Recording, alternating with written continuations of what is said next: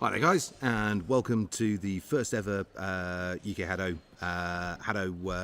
University Championship, all being organised today in partnership with Salford University, who've been the driving force behind this, and we are very kindly today sponsored by Salford Red Devils and being hosted by Manchester United at the Cliff Training Grounds here in Salford. So it's a really cool environment to play in. Great sponsors involved backing this.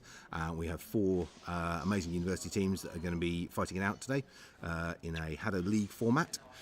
League, for those who don't know about it, looks like this. Well, kind of, in terms of the rules anyway. So, a league match consists of 7 games. Each game's got a specific set of criteria on it. So the first game, 3 versus 3, standard HADO rules. Second game, 3 versus 3. Scale 1, that means that basically the shot size that the players are going to be operating is very small, so it's all about accuracy. Game 3, 2 versus 2, freestyle, so the number of players you've got on the pitch really alters your tactics and how your gameplay works.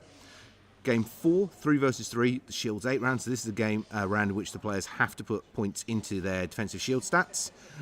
So this is a defense and counter-defense game. Game 5, 1 versus 1 freestyle, again, that big shift in tactics, the number of players on the pitch. Game 6, 3 versus 3. It's called the Status 20. So this is a format in which the players are not allowed to use all of their stat points, which is what they build their abilities around. They have to operate on a limited number of points. So it's interesting to see what choices they choose to make with there, and you get big variations in the tactics. And the final game, Game 7, is back to a 3 versus 3 freestyle format. So each game they win in that sequence earns them 1 match point. If they win the majority of the games, so 4 or more games, they get a bonus point. Once all the teams have played each other, so we're doing a full round robin of 6 matches, so 3 matches per team. We'll total up the match points that each team has won to get our winners and our ranking for the teams from across the day. So it should be a lot of really good gameplay, a lot of really interesting stuff coming from this, very nice variations on the rounds. It'd be great to see where the teams go with this and how they operate. We have our first 2 teams up on court now, just getting themselves ready, which is Salford, Jade Dragons on red, and MMU, which is Frog, get it right, 985, playing on the blue side. So blue cross to pitch. So teams just getting their final prep now before we get into the opening game here. The opening game being that 3 versus 3 freestyle. It looks like teams are pretty much good to go. Here we go then, guys. Game 1, match 1. Jade Dragons on the red, Frog 985 on blue.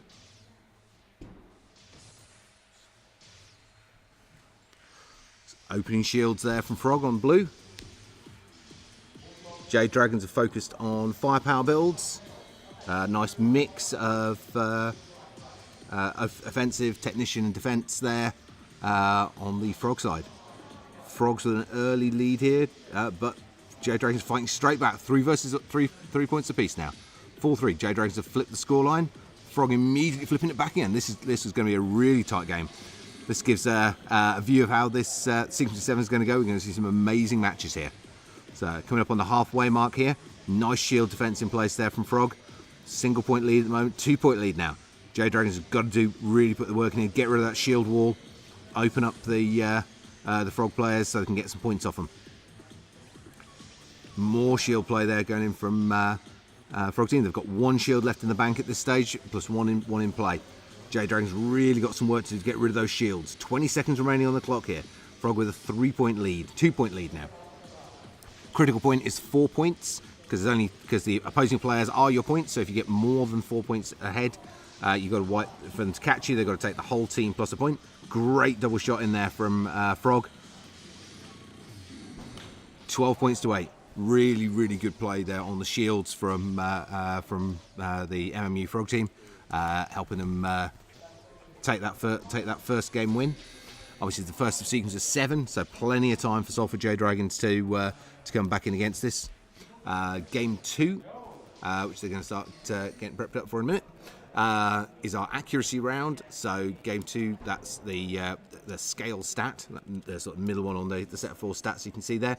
That's going to be reduced to 1 for all players. So they have to spend their points elsewhere. So we're going to see a lot more speed, a lot more charge rate in those choices. The players get basically about 100 seconds recovery time between each game to turn everything round, put the stats, make the choices, and get ready to go for the next game. So there's plenty of pressure as they keep going. and obviously they're going game on game. That's getting harder and harder physically to keep that pace going and that momentum going. So it'd be interesting to see how well the players keep up with that as well. As for all of them, although there's several here with previous experience and training, for all of them it's their first time playing the league format though. So it's going to be really good to see how they keep up with that intensity as they work through the each of the 7 rounds and across their 3 matches. So players now just getting themselves prepped and ready for this next round. So we've got a couple of players just getting their positional tracking sorted. So you notice at each end of the pitch, take you back towards the pitch, you've got a banner. There's a red banner you can see in the image array. There's a matching blue banner behind the blue players.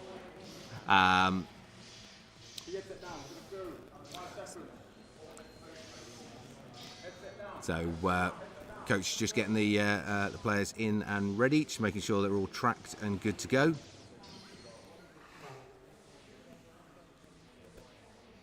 Here we go. So scale 1 game. So expecting lots of fast-paced shots. Shields going up there on the Jade side. Interesting choice there from Frog. They've gone shields again. It's generally a very bad choice in this round because your opponents can't put the points into scale. They tend to very regularly put them into charge, so the shields tend to get punched through really quickly, which means you end up with wasted points, and your shield player just becomes a potential point scoring magnet for the other team. But having said, Frog are holding out pretty well at the moment. They've got that single point lead. Shields are being cut through though. 2 shields remaining there for Frog. 2 points apiece now. Now the real hard bit about this round, the targets front of the players, which is what you're trying to hit, that disc where the 4 segments. On scale 1, you can only hit 1 segment at a time. Maybe if you're really, really lucky, you might get 2, but you can't get the 1-shot takedowns anymore. So that means you've got to hit a player multiple times to earn a point from them. So it's so much harder to earn each of those points. Salford to hit Jade Dragons just a single point lead. Frog pulling it back, flipping the scoreline. 10 seconds on the clock, so the last shield up. Jade Dragons have pulled it even, 5 points apiece, 5 seconds remaining here.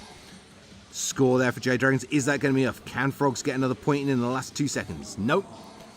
Nice play from both sides there. Really, really good interaction from the squads there. Interesting choice on shields. I don't think it was necessarily the right one for Frog, but they held really well till shields ran out. So that is now 1 game apiece in this sequence. Accuracy, as you'd expect for the scale 1 round, is fairly low there. 26% as 26.7 there as the highest accuracy point. Plenty of shots fired though. Nice play going throughout. Said, slightly unusual choice for Frog to go on the shield, but they did have it working reasonably well to start with. But I think it was more due to the inexperience of Jade Dragons. If you see a shield go up and something like that, all the players should just focus fast straight onto it and destroy that shield really, really rapidly, get it out of play, so that it's not there offering a benefit to the other team, because their shields are a finite resource. You only have so many to use during the course of the game, and once they're gone, they're gone. And if you're in a round like that where you're going to have extra charge rates or extra firepower to be able to put those shots out, you might as well just get rid of those shields as rapidly as you possibly can, because that just helps with keeping everything going. So, moving around so I can keep an eye on chat as well at the same time. Obviously, any questions, any comments, guys, drop it in chat, and I'll try and make sure I spot it and answer you when I can. So that's 1 game apiece. Let's move ourselves back to courtside.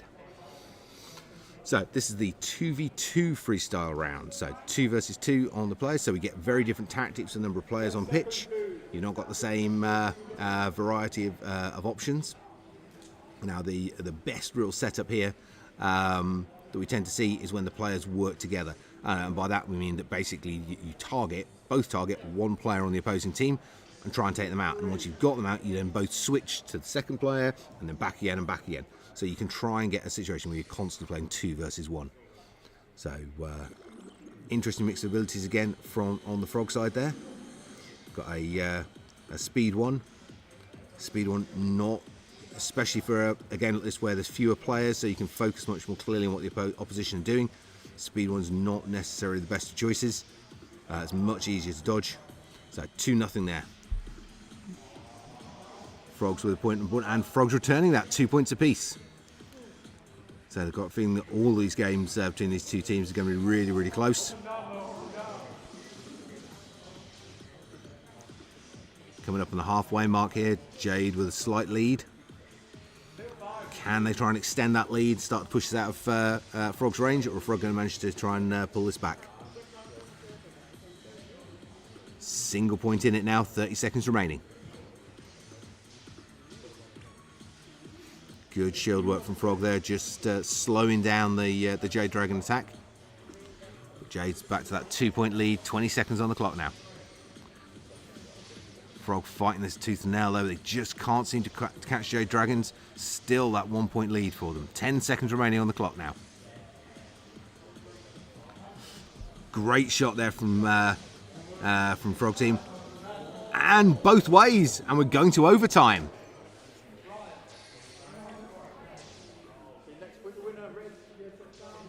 So 5 seconds, here we go. First knockout, any player takes the match.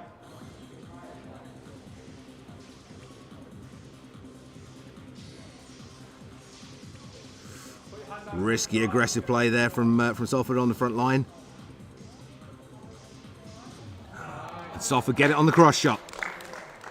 7 points to 6, winning overtime for Jade Dragons. So that's 2 games to 1 in favour of Salford as we move into get ready to go into round 4. So round 4 is the Shield 8 game. So this means on those on the player stats, they need to choose put a minimum of 8 points into shields. Back to 3 versus 3. So you've got the stats there on the screen again. So speed, scale, charge, and shield are the 4 stats that each player has, and they go from 1, which is worst, up to 5, which is best, basically. But you only get a certain number of points to distribute between them, so you can't be good at everything. So you have to really think about how you're going to split and spend those points. So we've seen all plays progressively. We've seen quite a lot of shield work coming out so far from Team Frog. So you'd imagine this round's going to play to their strengths. But we haven't really seen what Jade Dragon's shield plays like. So it'll be interesting to see how that plays through and how that works in this round, and see what they're capable of doing with it. So remember, here you've both got the fact that you know the opposition using shields. They know you're using shields. So here we have lots of different ways that we can counter that. So shielding in terms of positioning and placement is really, really technical, but there's lots of things you can do with them other than just put something in there to hide behind. Shields can be used to counter shield. So when an opponent puts a shield up, you put a shield up in front of it, and that just creates a solid wall that prevents the shots going through. We can have it so that you put up a shield, but you don't put it somewhere that's actually defending you. You put it sort of central of the pitch and kind of leave it there. And the idea there is it's there to just basically kill cross shots, make it really difficult for those sneaky cross shots, like the one that cost Frog Team that last game, from being able to go across the pitch, because you just put a shielded wall that's just there to get in the way of those things. You can also use them to basically inhibit firing positions for other teams in terms of where you place them, so they're actually a problem for the other team rather than a benefit for you. Because after all, both those things are good from your perspective. Now what you want to do with shields, definitely though, is have high charge rate, because charge allows you to put lots of shots out and punch your way through those shields. So in this game we expect to see, obviously, probably one very heavy shielding player, maybe one mid-range shield player with a bit of charge, and then the final player with a mix of shot speed, scale and charge, just so that between the three of them they can really deal with the opposing team's shields. And obviously once the shields are out of the way or they get a chance, they've got that little bit of firepower edge that's going to allow them to put those shots in and earn points. Okay, looks like our teams are good to go. Here we go, round 4. So Salford have gone for a split of shields, whereas Frog have gone for a sort of focus shield player. Now the big difference here is, now that shield stat is both the number of shields you have, but also their individual strength. So a player on shields 3 has got 3 shields that will stop about 5 shots each. A player on shields 5 has got 5 shields that will stop 7 shots each. So it's a really, really big difference. It's a huge advantage actually going for a more focused shielding player rather than spreading across your team. As we're seeing here, 4-0 at the moment, Frog.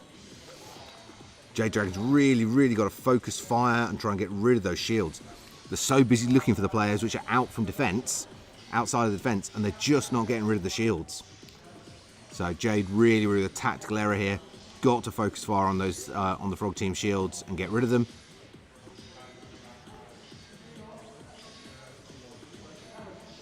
Great play so far from Team Frog though. Fantastic round for them. She said that they were favouring Shields anyway, so this round's definitely playing to their strengths. Clearly not a favourite round for Jade Dragons here at all. Be interested to see how they do in their future matches, but this is definitely looking like a very strong round for Frog, and definitely one that their opposing teams are going to have to watch them in. So 2 points to 9 there in game 4. That takes it to 2 games apiece in this sequence. So that's 2 games each after round 4. Getting ready now to go to game 5. Game 5 is the 1 versus 1 freestyle. So we tend to see a lot more motion and movement here. Obviously, once your opponent scores, it's difficult. So you getting that first point is really, really important in this 1v1. And because you've only got one person, you can't be cross-shot or anything else. You've got lots of time to really focus on where they're doing, what they're going. Now, generally here, therefore, you need high speed. If you want to do well in the 1v1, a high speed build is pretty much the you guarantee go to. Charge rate is a lot less important. You're not going to be firing actually all that many shots because they're going to generally be on target. You've got a bit of time to build up charge. Shields, they don't earn you points. They're not really going to do you a lot. So they don't tend to be a route we go down. So we tend to see high charge rate, mid-range scale, and high speed, mid-range scale, and low charge. So something like maybe a 4-3-2-1 build, or even we quite regularly see in the past 5-3-1-1 builds, because it's about that shot speed. Because your opponent's got all the time, you're the complete focus of what they're doing. They've got all the time to move and get out of the way, and that shot speed is really what's going to make the difference in landing that hit.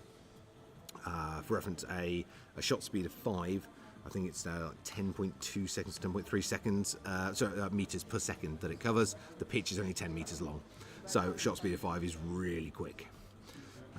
So it looks like we've got our players just getting themselves logged in. So that's our 1v1 players. So that is right. Let's see what they've gone with. Here we go. Game on. 4-3-2-1 and a 3-2-4-1. So Frog going for more shots. Jade Dragon going for accurate shots. Let's see who's made the right choices. So nice movement from both sides so far. Bit of coaching coming from the sidelines from their teammates. So far, just second clip there on the Jade Dragon player. Equalising straight up there. Single marker left in play, both players now. Low marker on Jade side, high marker on the Frog side. Really, really even gameplay. First point to Jade. So Jade Dragon with the first point. Frog answering straight away, bring it back to 1 point apiece.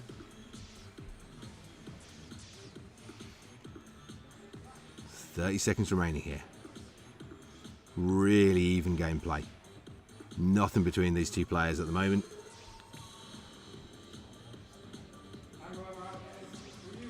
Good choice on shield there from the Frog player. It's going to soak up some shots there from Jade Dragon. Jade Dragon with a single marker, and both down to that single marker again. 3 seconds. 2, 1. Frog gets it. Last second of the game. Really, really great gameplay from both players there. Awesome work. So it's now 3 games to 2 in favour of Frog as we get ready to go into game 6. So game 6 getting prepped for now. So we're going back to the 3v3. But game 6 is what's known as the HADO 20. So normally across a team, you have a total of, if you add up all the levels of their stats, you have a total of 30 stat points when you have 10 players.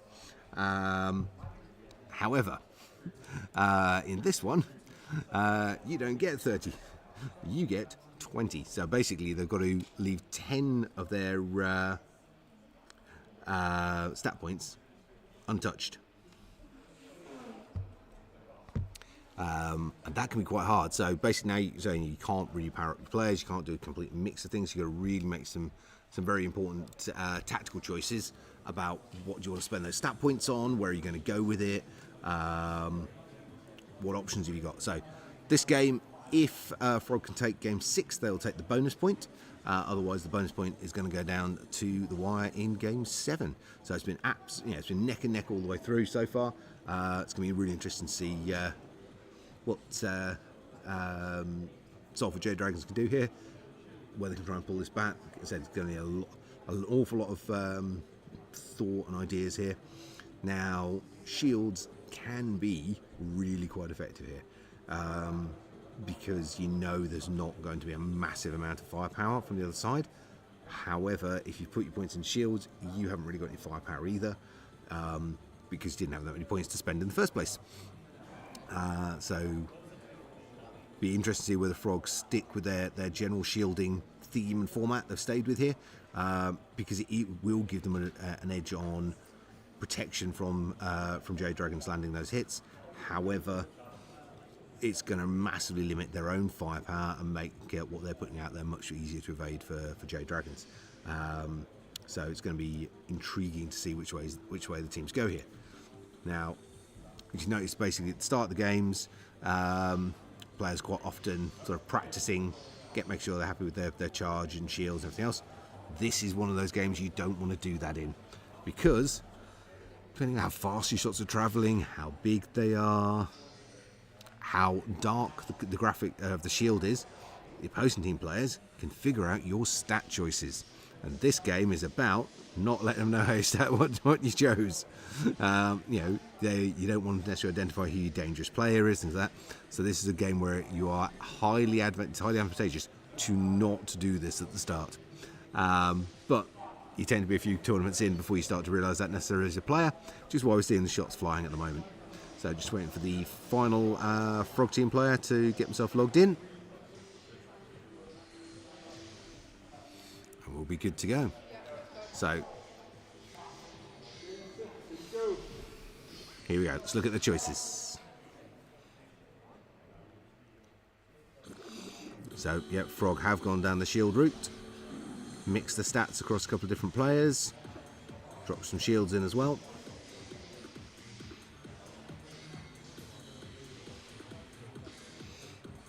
Not a huge amount of charge rate on Jade Dragon's side, but possibly enough to get rid of those weakened shields. 0-0 at least at this stage though. Just over the 20 seconds played.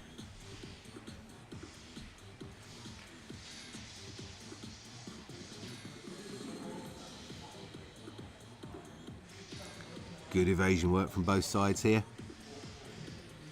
Clipping away slowly, but nobody yet able to land anything decisive. It's going up to the halfway mark. Great work from both teams on their evasion. First point on the board there for Frog. Jade Dragons answering straight off.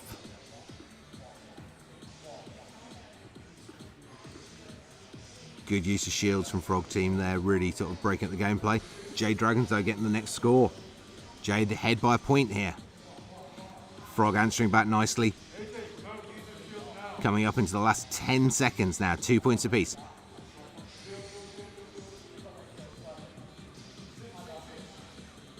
Three seconds. Points both ways, and we're going to overtime again. 3 points apiece. So for overtime, you don't recover any health markers unless you literally been knocked out just before.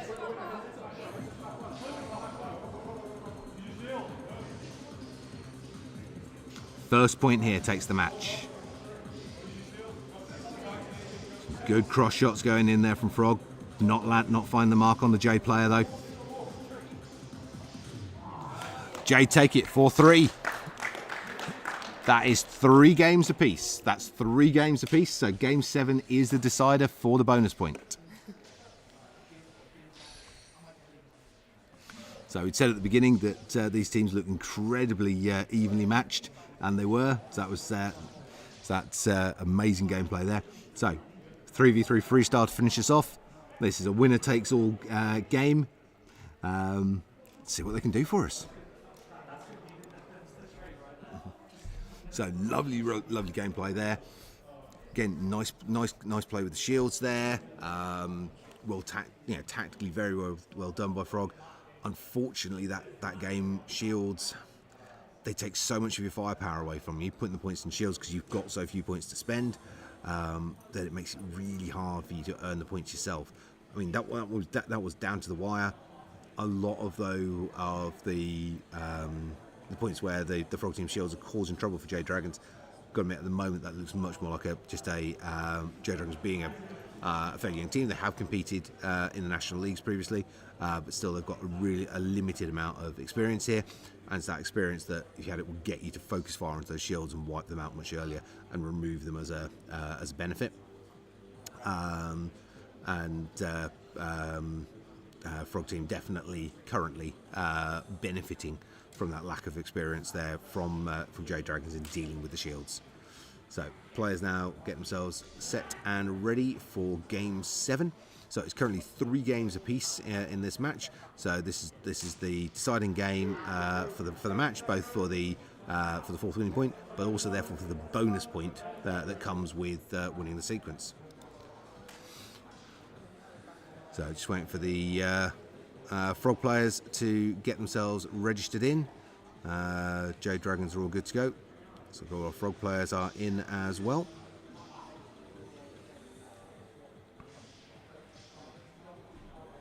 Right, here we go. Game 7. All to play for here. Currently 3 games apiece.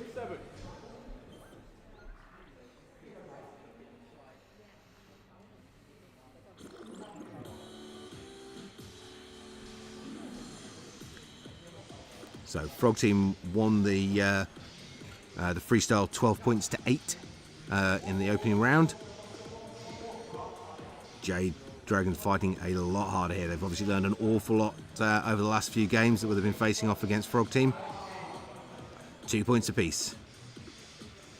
Great play. The choice for the Jade player on the front edge, red player 1, to go for those large shots really paid off. But an amazing full team takedown there from Frog, flipping the scoreline. Those Frog Team shields still giving Jade Dragon a lot of trouble there in the centre. But those that big scale shot size from red player 1, really doing the job for his team there. 6-all here. 20 seconds remaining. Jade just pulling ahead. Frog answering back straight away to flip that scoreline. 9-7, 10-7. 3 points needed here for Jade Dragon. 10 seconds. They need 2 more points to pull it equal. 3 points to pull it equal. 4 points. That looks like this is going to be a Salford game and match. Sorry, MMU game and match. That is MMU Frog Team game and match. That is 4 games to 3 in the first competition.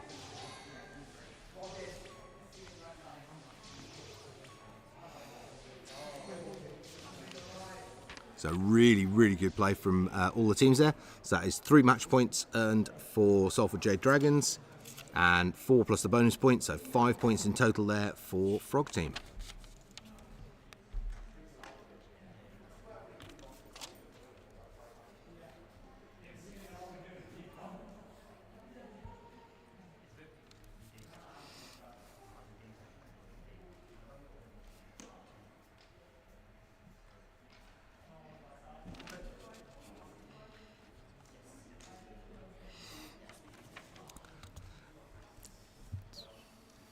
So amazing gameplay there, really good from both teams, but a great finish there from Frog Team, actually meaning that the game 7 ended on the same scoreline as game 1, 8 points to 12 in favour of MMU. So going to have our next teams moving up and onto court. So this is going to be Northampton versus Staffs. So it's Northampton Ninjas versus the Staffs Misfits. So Ninjas v Misfits. Ninjas on red, Misfits on blue. So both of these teams are less experienced than both the Salford and MMU teams. So be interesting to see how they go on this. What we generally see in these sorts of tournaments is as the teams start playing their games and matches, that they start jumping in ability game on game, especially the less experienced teams. They may start off a little bit shaky, but once they start to get their heads into the game and start playing through, we see really big jumps in their ability. So this first round here, believe that Northampton Ninjas have got a little bit of an edge in terms of their experience. They've been done some training down at the HADO in Coventry already. Had some coaching down there pre-tournament. Whereas for Staffs today is their very first time picking up the headsets. So slight edge to Ninjas. It's probably going to help in the first couple of games, but I'd say after that, Misfits are going to start pulling this back. So my prediction would definitely be possibly a 4-3 to Ninjas. Let's see how we go on it though. But with Ninjas taking the early games and the Staffs Misfits pulling it back towards the end. I could be completely wrong, so who knows? But great support so far in the chat for MMU. Obviously, if you're watching on the video, make sure you drop some comments in the chat, give some support to your teams as we go. And if you don't already subscribe to us, click the button while you're here. What are you doing? Go on, you want to see more of this in the future. Now, as I said, these two teams are less experienced, but that doesn't necessarily mean the gameplay is going to be different. It's just going to be a little bit more unpredictable because they're more likely to try unusual things, new ideas, things that aren't necessarily part of the more sort of regular meta that you see from the more experienced teams. So it gives you some good stuff. For those that missed the start of the stream in terms of where we are and what we're doing, today we are currently, if we go that way, at the Cliff Training Ground. The Cliff Training Ground with Manchester United as our hosts, but sponsored by the Salford Red Devils. So thank you very much to Salford Red Devils. You can see all their logos in the back on the pictures we play for helping to make this happen. And this is the very first in the UK university championships. So it's an open tournament of 4 universities, and we're hoping as we sort of expand on this sequence of matches and games as we go forward, we're going to draw more and more universities in to be part of this. If you'd like to be part of this going forwards, you're at uni, you're associated with the university, and you'd like to be able to put a team into the ongoing matches and tournaments. They're not specifically all going to be in Manchester. They can be anywhere we like around the country, obviously. Then obviously please drop us a line, and we'll get you in touch with the overall organisers. So anything at UK HADO through any of the socials, email, or anything else, or if you happen to already have contact to the team at Salford University that have put all this together, then obviously contact them directly. That would be amazing. So obviously more universities competing here, getting more teams involved, and taking these the league to bigger and bigger tournaments as we go forward. Now, pop ourselves back to pitch side. So we've got 2 new teams now on the court, just getting themselves ready. So it's the Northampton Ninjas on red, and the Stafford University Misfits on blue. So Ninjas red, Misfits blue. Said neither of these teams particularly experienced. Slight bit of an edge possibly to Ninjas, but I think Misfits are going to be on a very steep learning curve, and we're going to see them start jumping game on game as we go forwards. So let's see what they're all capable of. Here we go. So game 1 is the 3v3 freestyle. Okay, fair mix both sides. A little bit of shields coming from both sides as well.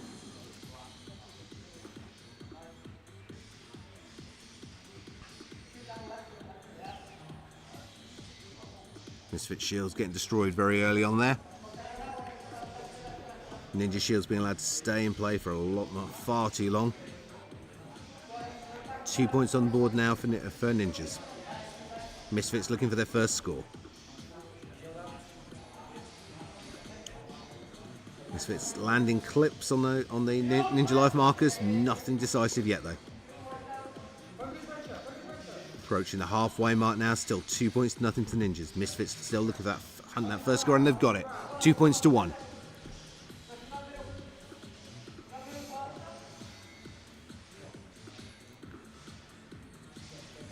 Not great position on that rear shield. 3 points to 1 now. Ninja with that second score. Misfits still looking to fight their way back into this. 3 point lead now for Ninjas.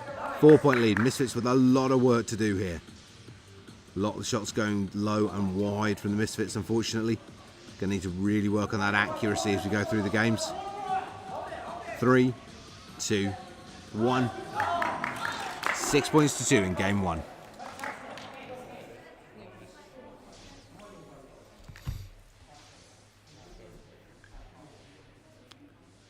So accuracy definitely an issue there for the Misfits team. Should be flicking around in a moment to the full team stats there. Obviously, no surprise, Ninjas dominating the overall line.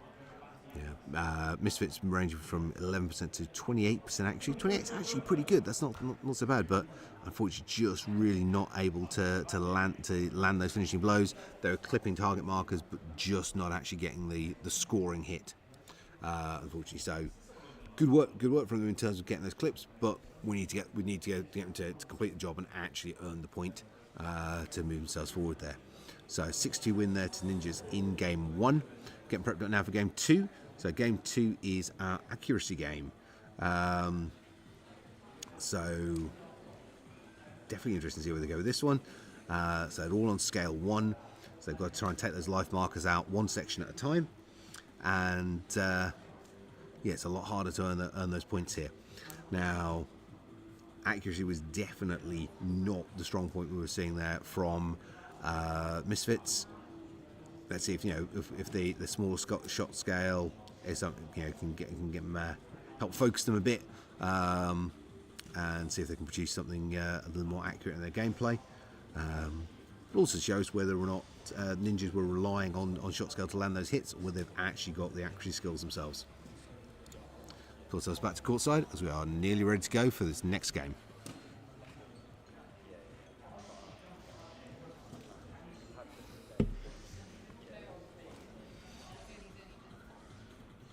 Game 2, here we go. Here we go. Game on.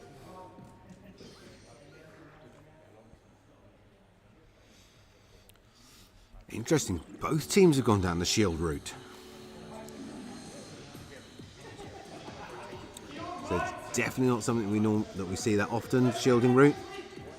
Just because there tends to be so much charge rate available on the teams that the shields get punched through very rapidly.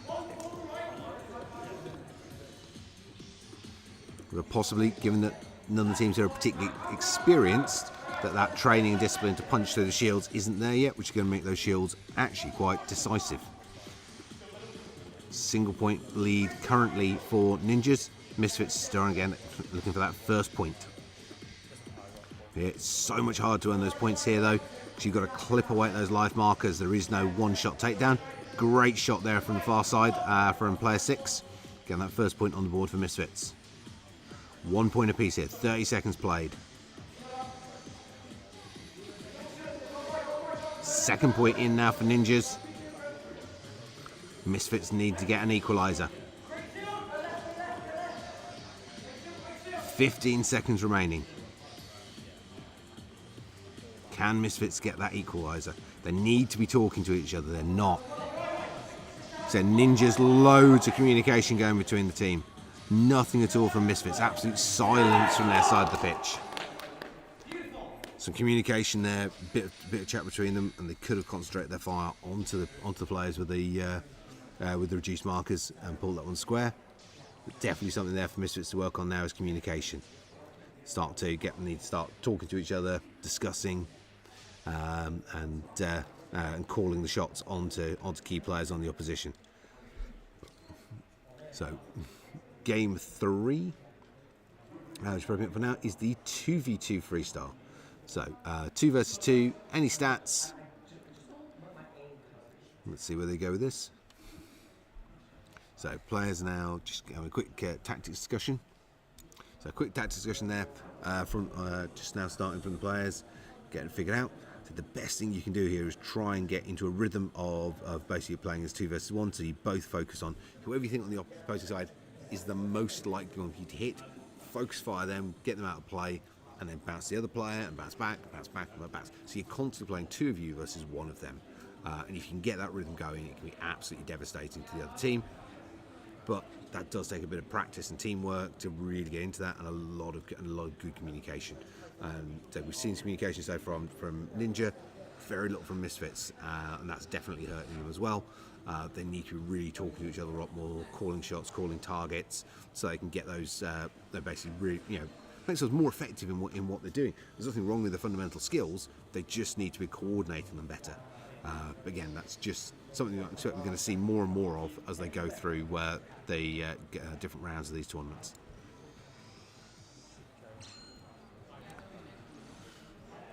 Players just getting themselves prepped.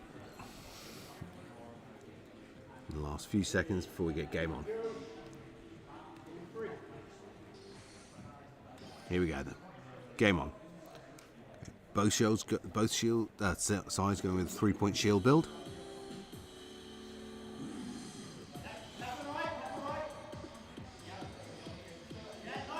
Nice, good focus.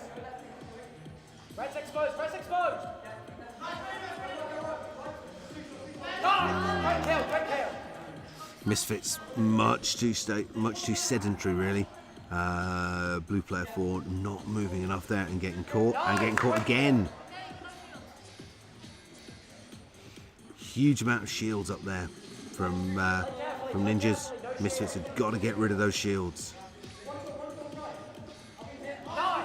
Lots of great communication coming from the Ninja side. Again, absolute silence on the Misfits side of the pitch. No communication at all going between their players. 4-1 at the moment now to Ninjas. Just past 30 seconds remaining. 4-2. Can Misfits do this again? Can they get a bit of momentum going? 2 points still in it. 4-3, 10 seconds. Misfits just need 1 point here to pull it level. Ninjas 1 point will put it out of reach. 3 seconds. 2, 1. Ninjas take it. 4-3.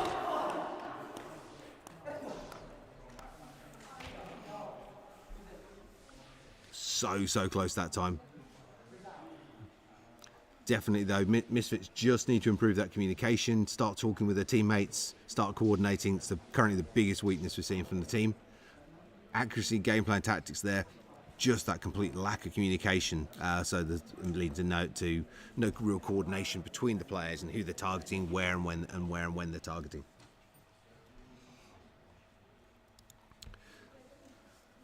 So both teams definitely liking shields. So this next game being the shields game, this could be quite intriguing to see where they go with what they do. They both like putting them up.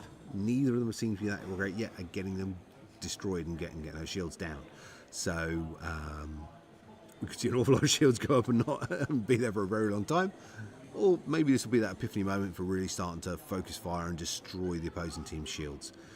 So on their stat builds, on back to 3v3, but they've got to spend a minimum of 8 points on shields now. Again, this is, all round communication is important. This one really so that you can focus fire onto those shields in turn, get them wiped out really quickly. Because it doesn't sound necessarily a lot of shots going. Our top ranked shield takes 7 shots. 7 doesn't sound very much. However, it depends what charge rate you're on. So if you're on charge rate 1, it takes 3 seconds to charge a shot. So it's 21 seconds of charging shots just to get rid of that one rank 5 shield. So those choices about charge rates, shield builds and so forth in this game, in this defense and counter-defense game, can be absolutely crucial. But what we really want to see here, so we're already seeing it from Ninjas really well, we want to see some communication from Misfits. See if we can get some communication from them and some coordination in their gameplay.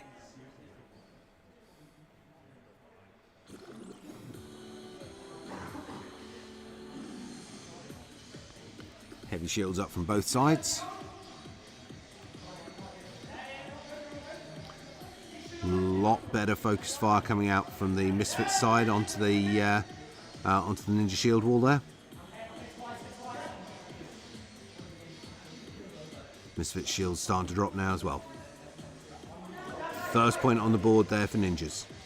Misfits looking for their opening score. 30 seconds played.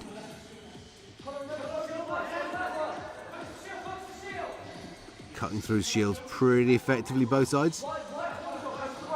Good evasion work now starting to come out from Misfits player 4 on this near side. Actually starting to hear some communication from the Misfits players as well. Bit of chat going through, plenty still going from Ninjas, but Misfits now actually start to talk to each other. Misfits take the lead, 2 points to 1, 20 seconds remaining.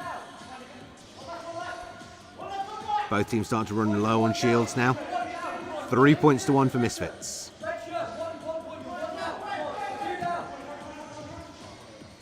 It's looking like it really is all it took was for Misfits to start talking to each other.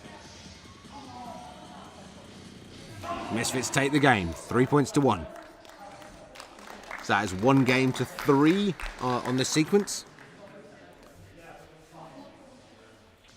So big improvement from Misfits there. All it took was them to start talking to each other.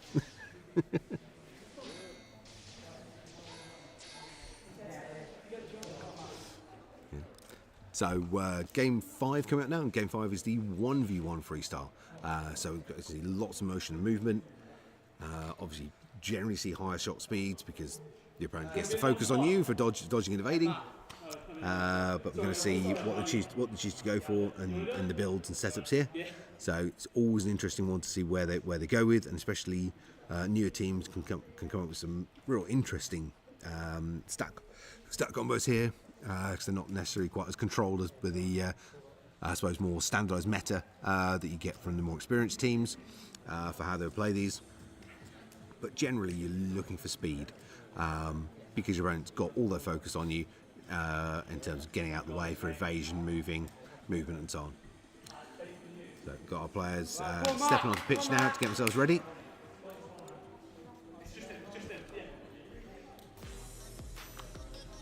So the communication skill issue is not going to be that relevant here because it would be in the 1v1, although teammates calling advice from the side can actually be really quite helpful.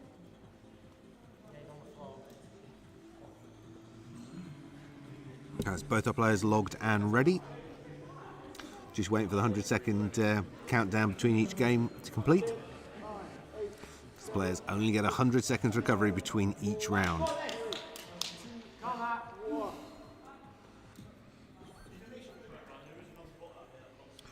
Okay, interesting build. So we've got a 2-point shield build on the Misfits side, straight firepower on the Ninja side.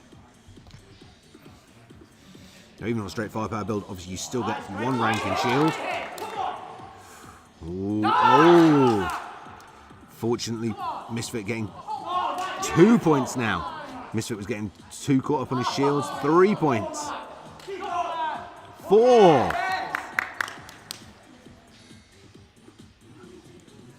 Misfit falling, unfortunately, for the farming trap there.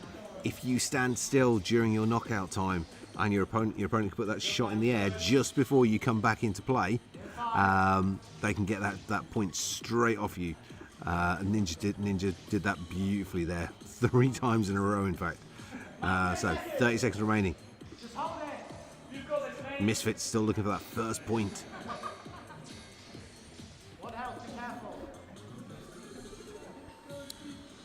Hi, Team Warpstar.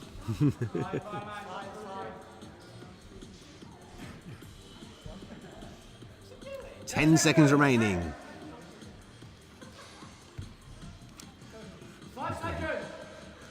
4-1, 4-2. So a nice little fight back there from Misfits at the end, but that barrage there in the during the first half, four takedowns back to back there, absolutely brutal, and just put the game completely out of reach for Team Misfits there. So it's four games to 1 in that sequence. Still 2 games to go. So next we have the HADO 20, so the restricted points round, followed by the 3v3 freestyle.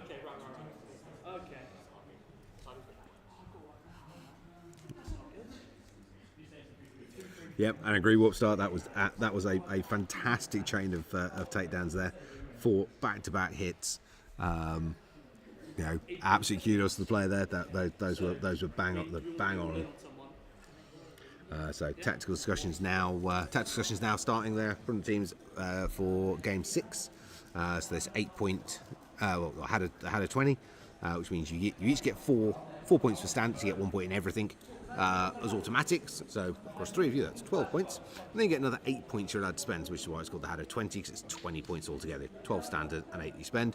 You normally get 30 points though, so there's 10 points you're not allowed to spend in this round, which means the players can't have their normal combinations, they can't go to normal play styles, they've got to really think about where do they want to put those points, do they want to boost a single player all out, do they want to spread them across the team, where are they going to go with them. So loads and loads of options in terms of their gameplay, their tactics and so on. So it'll be really intriguing to see where they go with that and what choices they make here. Pop ourselves back to courtside because we're clock's ticking down now for them to be ready for this next round.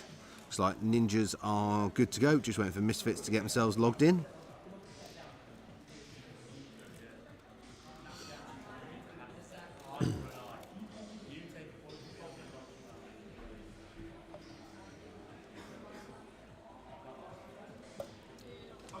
Just looking at comments in the chat there, one from Dan on experienced teams.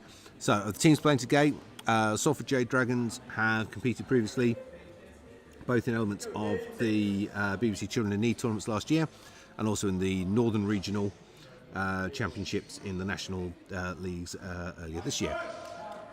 Frog Team were the one of the round winners on the BBC Children in Need tournament as well. So some experience, but not a huge amount of experience across the teams. Nice opening starts on both sides. Heavy shield choices seeing here from the Misfits team.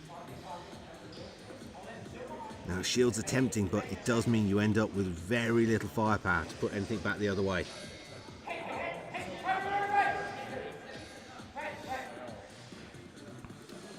So 30 seconds played, still 0-0. First point on the board there for Ninjas. A lot of unused shields on the Ninja side here. Got 4 points spent on shields on blue player 4 and he hasn't raised a single shield yet. That's really problematic. He's so focused on firing. So don't get the shields up. It's going to be a massive waste of the resources. And in a limit resource game, that's just bad. So 1-0 at this stage. Misfits still looking for their first point score. 4 shields still unused on blue player 4. Sub 10 seconds now. 3, 2, 1. And blue player 4 unused shields. That was not great play there, unfortunately.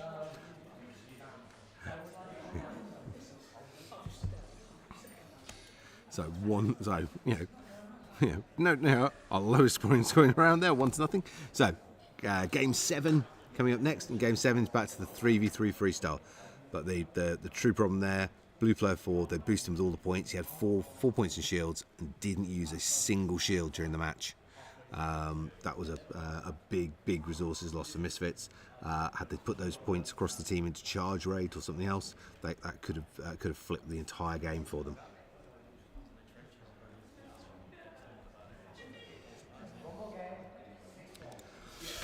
So currently 5 games to 1 in favour of Ninjas. Moving into the 7th game. So just at the start, these aren't best ofs. Each one of these games that they play in the sequence of 7 is worth a match point. So even if you lost games 1 through 6, which isn't the situation here for Misfits, they've done better. They've lost 5 games, not 6 games. 4 games so far, sorry. But it means that basically this last game is still worth playing for. It doesn't matter that work you've done in the others. Every single game is worth playing for. Every single game is a match point. And as you work through the sequence of tournaments, then each of those matches, all the match points, they just keep adding up. So it's worth going for every single one that you can. So players just get themselves prepped and ready now for game 7.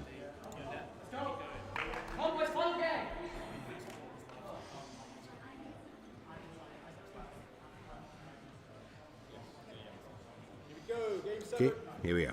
Game on.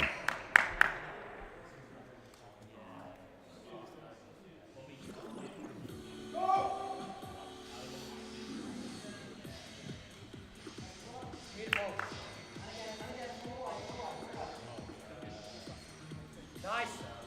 Focus right, focus right. Reds 1, Browns 2. Nice movement both sides. Definite big improvement from the first game in this sequence. 2 points on the board for Ninjas though. Misfits looking for their first score. Again, blue player 4 go on heavy shields, but no shields up. So just not getting those shields up and into position. Got to, if he's going to take points and shields, he's got to start to use them. Halfway mark now, 4-point lead, 3-point lead. Misfits start to fight back a little bit. Are they going to get any momentum? Ninjas put them straight back down by another point though. Really, really good communications coming in from Ninjas. Misfits again have gone quiet and stopped talking to each other. Their play improved dramatically the moment they started communicating, and they've gone quiet again in this round. 10 seconds remaining.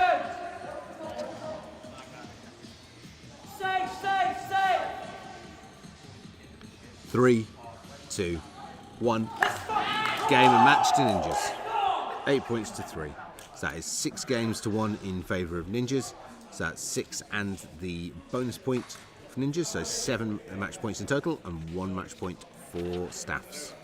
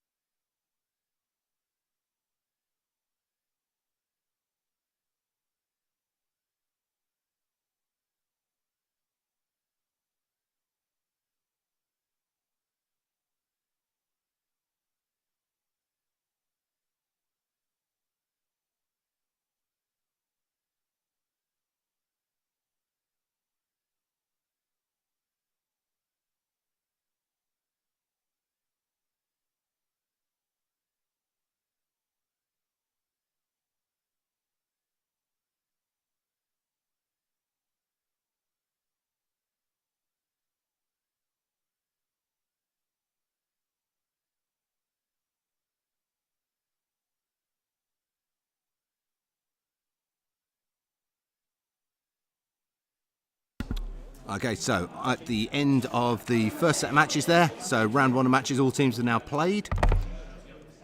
And we are currently on in first place with 7 match points is Northampton Ninjas. In second place with 5 match points is the MMU Frog team. In third place with 3 match points is Salford Jade Dragons. And in fourth place with a 1 point is the Staffordshire Misfits.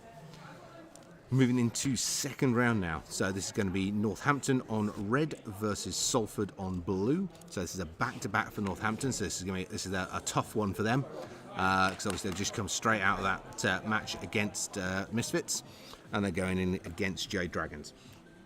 So it's going to be a bit of a push on the fitness side for them, but we will see how they do coming off the back of that. Now, also means though that all that practice, all those ideas, all concepts are still really fresh in their mind for how they're going forward. These are definitely two good teams. You should see a lot of good communication, lots of good gameplay between them. See a lot, the match we've just seen, we saw previously, first one between Frog Team and Jade Dragons. Really, really close, absolutely down to the wire. Went down to that 7th game decider. So really good gameplay from them. Obviously, Ninja's very, very strong against Misfits, but we've got no real way yet of knowing what that means, in terms of their relative abilities to Jade Dragons and vice versa. So it's going to be a really interesting sequence to see where we go with this now. But as I said, Northampton currently a long way ahead of Salford on the match points there. 7 points for Northampton, 3 for Salford. Salford really need to win this sequence. Jade Dragons need to win this sequence here if they're going to really close down that lead that Northampton have got. Yeah, a lot of work for them to do here. If they can put in even a 4-3 would not be enough to swap positions with Northampton at this stage for them, but it would at least put Northampton within striking range for MMU to come after them later on, and obviously Salford and MMU both still to play against Staffs as well. So all to play for. Staffs with a lot of work to do if they're going to pull themselves back into this. They're going to need to have good performances against both Jade Dragons and the MMU Frog team if they're going to really sort of pull themselves back up the rankings after that loss there to Northampton Ninjas. Right, so our teams are prepped and ready to go.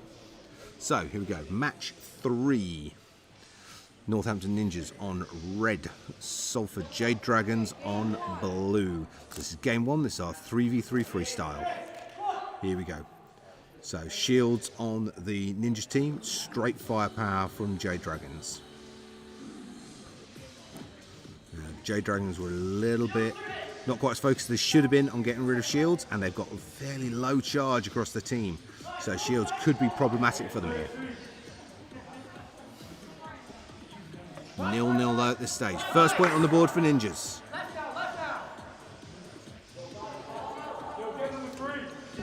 Good response from Jade Dragons, pulling it level.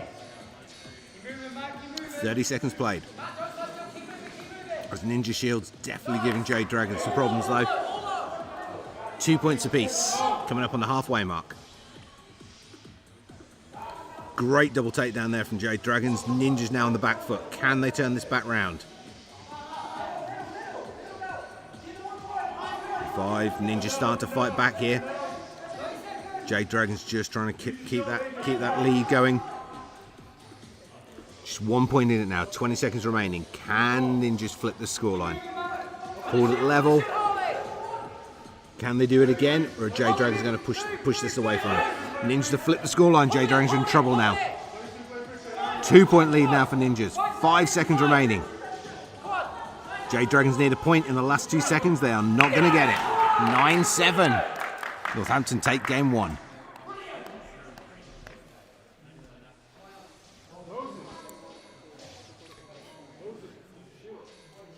So a lot of work needed here from Jade Dragons. That was a really, really good, tough game.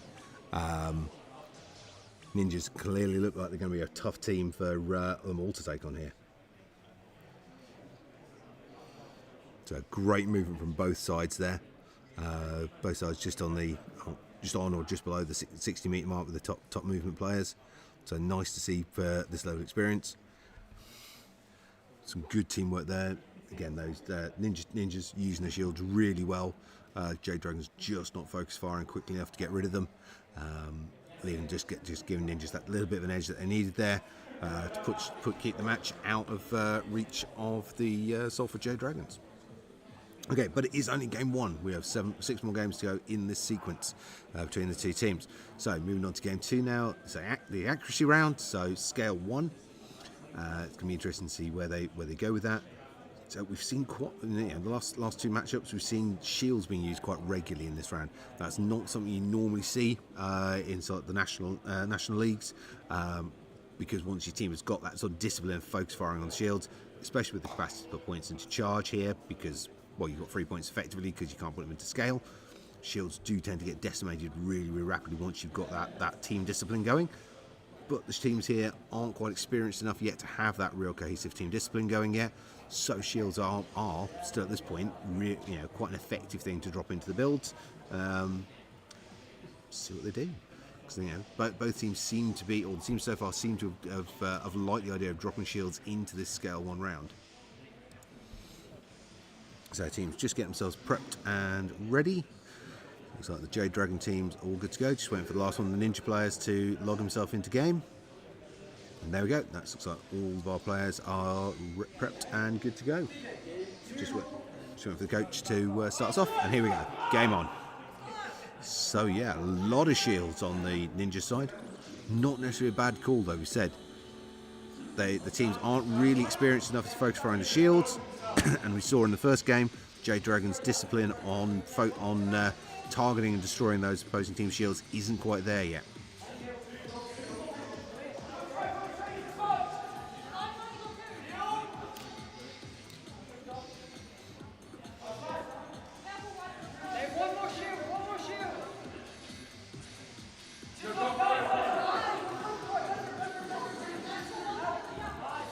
2 points on the board now for Ninjas. Jade Dragons still looking for their first score. Got to improve that focus firing on the shields. Got to get rid of them faster. Great communication from Ninjas. Absolute silence from the Jade Dragon side of the pitch though. No real communication going on there with their team. We've seen in the earlier games that communication is so important, especially on a round like this where you need to focus your fire onto a player to whittle those life markers down and earn your team points. Can't be splitting your shots across the pitch. First point now on the board for Jade Dragons. 10 seconds remaining. Ninjas in a really strong position here. Said that. 4-1. So lot to work on there for Jade Dragons. Communication, got to improve that. It was just silence from their half the pitch, and really trying to get that feel for focus firing onto shields to destroy them. But again, it was the element that hurt Misfits so much in the last match against Ninjas. Just that complete silence from the blue side of the pitch. No communication, no coordination between them. They've got to really solve that. The moment Misfits started doing that, they started winning. They took the match in next game straight off of Ninjas. If Jade Dragon do the same, they may well be able to start flipping these matches around. So game 3 coming up now, which is the 2v2 freestyle. So again, big change in a tactical play up here. Be interesting to see where they both go with it. Again, both teams really sort of favouring shield play here. It doesn't really tend to work that well. I mean, it can do. You can get a real nice tight pairing working with a shielder and an assassin. You can get something quite interesting rolling here in the 2v2. But you've got to get your shield positionings absolutely spot on in terms of where they're going, your timing from going up. So probably less ideal for teams that haven't had an extensive amount of training time together to get that sort of discipline sorted out. So it'll be interesting to see where they go with this. Teams now just getting themselves all set up. So pull themselves back to court. They're just on last minute sort of discussions and tactical elements there.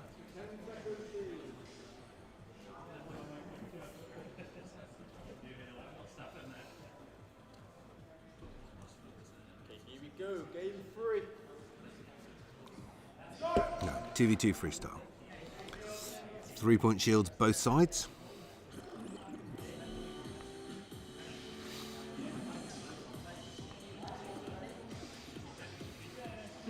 Good movement coming out from both sides here.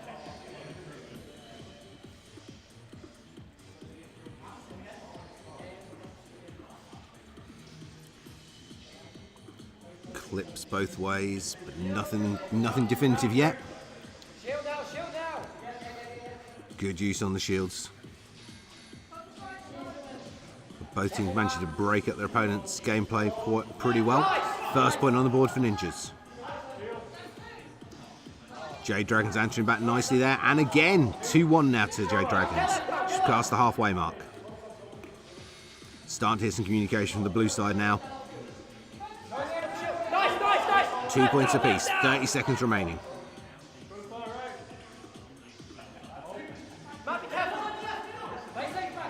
Good timing on the shield there from Jade Dragons.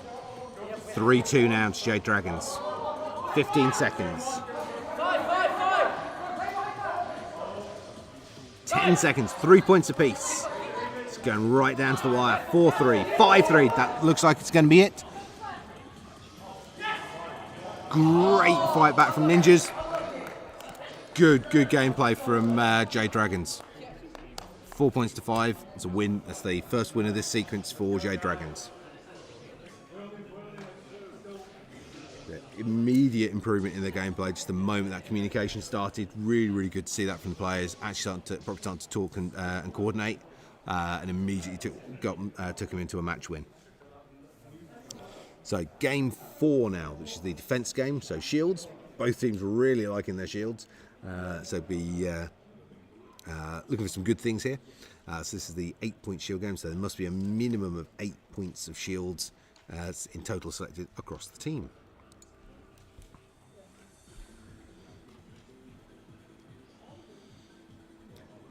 Yeah, watching the chat coming through there. Yeah, it was a really, really nice matchup. Much more even. Really good comeback. Great teamwork there between the both pairings. But that's huge gap. We're going from absolute silence to really good chat and comms going on the Jade Dragon side on blue. I think was what was the definitive factor in flipping that game for them. So yeah, nice to see. Now, next up we've got is that moving back to the 3v3 format. So this is the 3v3 Shields game. So all the teams today really liking the shields. We're like, let's put them up. Not yet that great at focus firing to get them down though, but hopefully we're going to see that skill develop as we go through the games from today.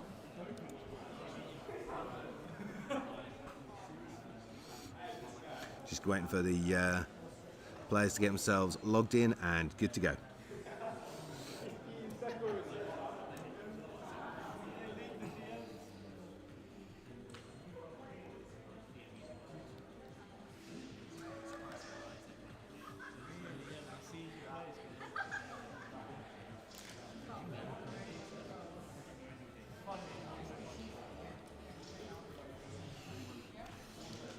Game 4, here we go.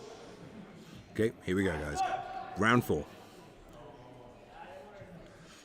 So focus heavy duty shield up on the ninja side. Shield spread fairly evenly across the Jade Dragon side.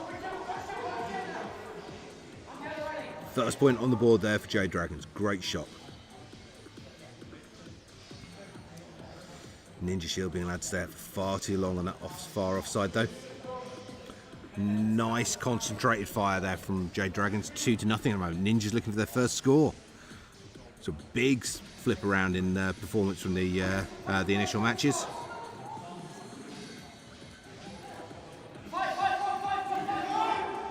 Still 2-0 has come up on the halfway mark. Great work from Jade Dragons. Ninjas seem to be really struggling here. First point on the board for Ninjas. Double draw there. Jade answering back immediately, just keep maintaining that single point lead. The Ninjas have got themselves back in this game. 3 points apiece now, 20 seconds remaining. Huge Ninja shield wall going up there. Jade Dragon's got a lot of work to do to punch their way through that. There's a lot of shields unused on the Jade Dragon side here. Looks like it's going to be a Jade Dragon win, but that's a lot of unused resource. 3-7, great win for Jade Dragons there, but they could have made themselves a lot less work if they'd actually used those shields.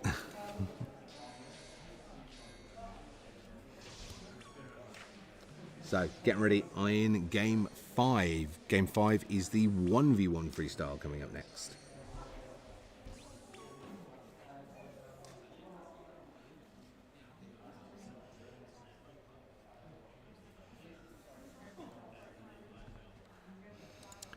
So nice turnaround coming there. So now it's now 2 games apiece in this sequence.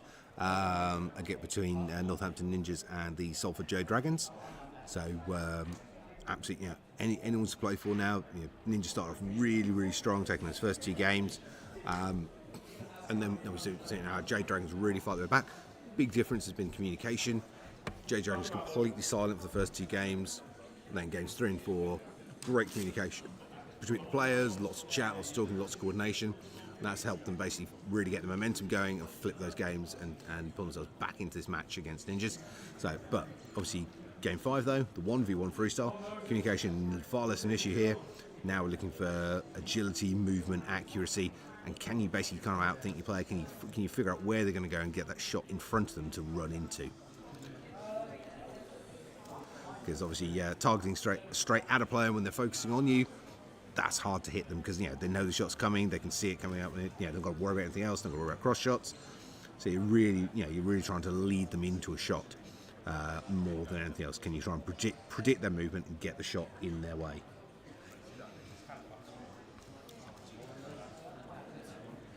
Okay, so we have a heavy scale by the looks of it from the Jade Dragon side.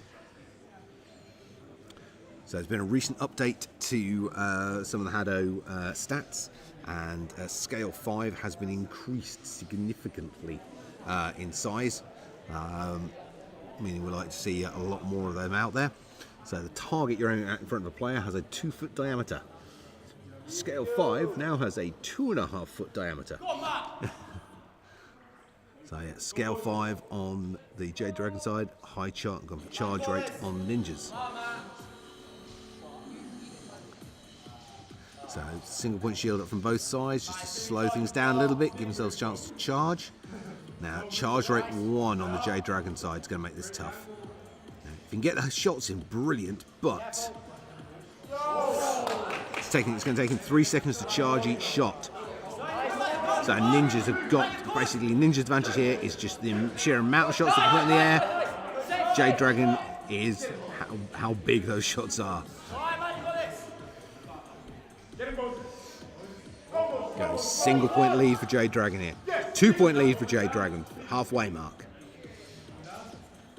Ninjas have really got to focus on their strength here, and that is firepower. They've got to be putting a lot more shots out in the air.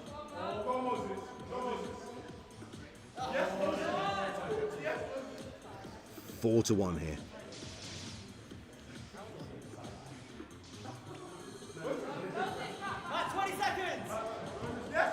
5-1. 15 seconds.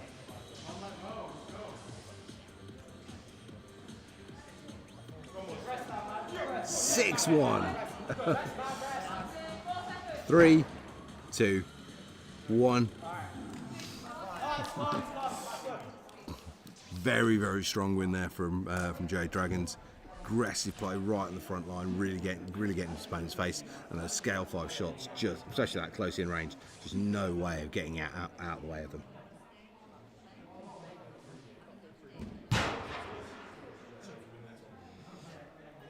Now, really good play from the teams there. So the aggression and confidence in Jade Dragon player right on that front line, just taking all the dodging space away from his opponent, and those scale 5 shots, just nowhere for the ninja player to move in that space.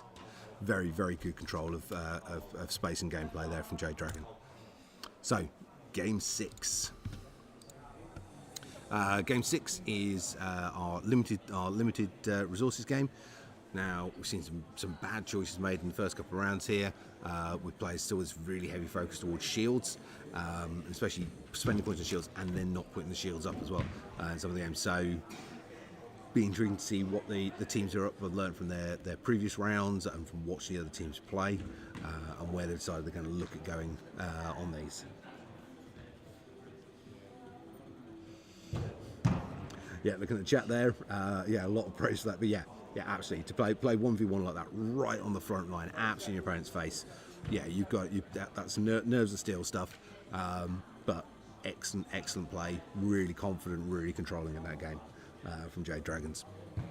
So it is currently 3-2 in favour of Jade Dragons. So they lost the first 2, they've then had a 3-game winning streak in a row there. So if they take this, they're going to take the bonus point.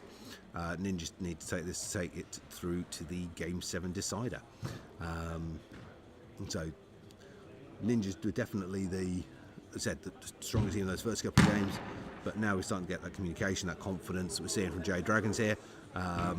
They've really much flipped the whole narrative. Okay, I think we're just waiting for our final players to get themselves logged in. So we've got all 3 Jade Dragons are in. That's all 3 ninjas now in play. Let's see where they've gone with these stat choices. Okay, a little bit of shields both sides. Not too heavy a focus though.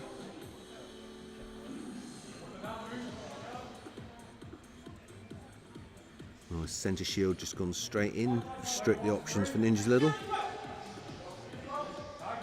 Starting to see good communication from both sides.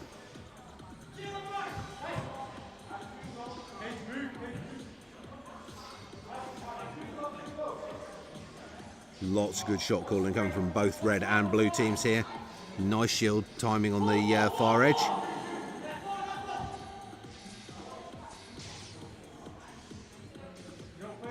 Still 0-0 here as we come up on the halfway mark. Players markers getting clipped away heavily on the ninja side, not quite so much so on the Jade Dragon team. Position's not looking good for ninjas here. Still no points on the board, but Ninjas definitely with the higher risk at the moment. All three with a single marker point in play still. Very good timing on that shield on the far edge there to stop the score. Coming in on 10 seconds now. Great evasion from the Ninja team there. First point on the board for Ninjas, and they're going to take it. 1 point to nothing. That is 3 games apiece. We're going through to the Game 7 decider.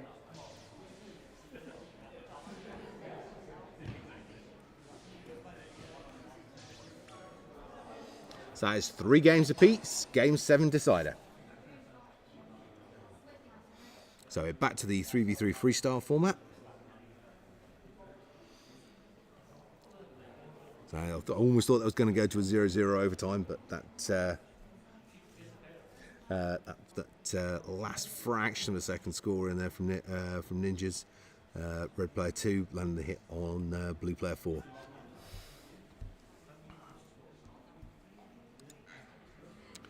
So really, really interesting gameplay. We're starting to see a lot more confidence and aggression from the Jade Dragons. Worked really well in the 1v1. Didn't really pan out for them as well in the reduced stat game there, but be interesting to see how it goes and plays through coming in and going forwards. So now 3 games apiece. So same position as Jade Dragons were in against the MMU Frog team. Are they going to manage to pull it off this time though? So MMU pipped them at the post in Game 7 last time round. So Jade Dragons definitely, obviously, they want the match point anyway, but they're not going to want to see a repeat of that sequence that they faced off against with Frog Team. And obviously Ninjas really looking here to cement their lead at the top of the table by taking this game. Go, final game. Right. Let's see what tactics and options they've gone with. A little bit of shielding both sides, mainly firepower though.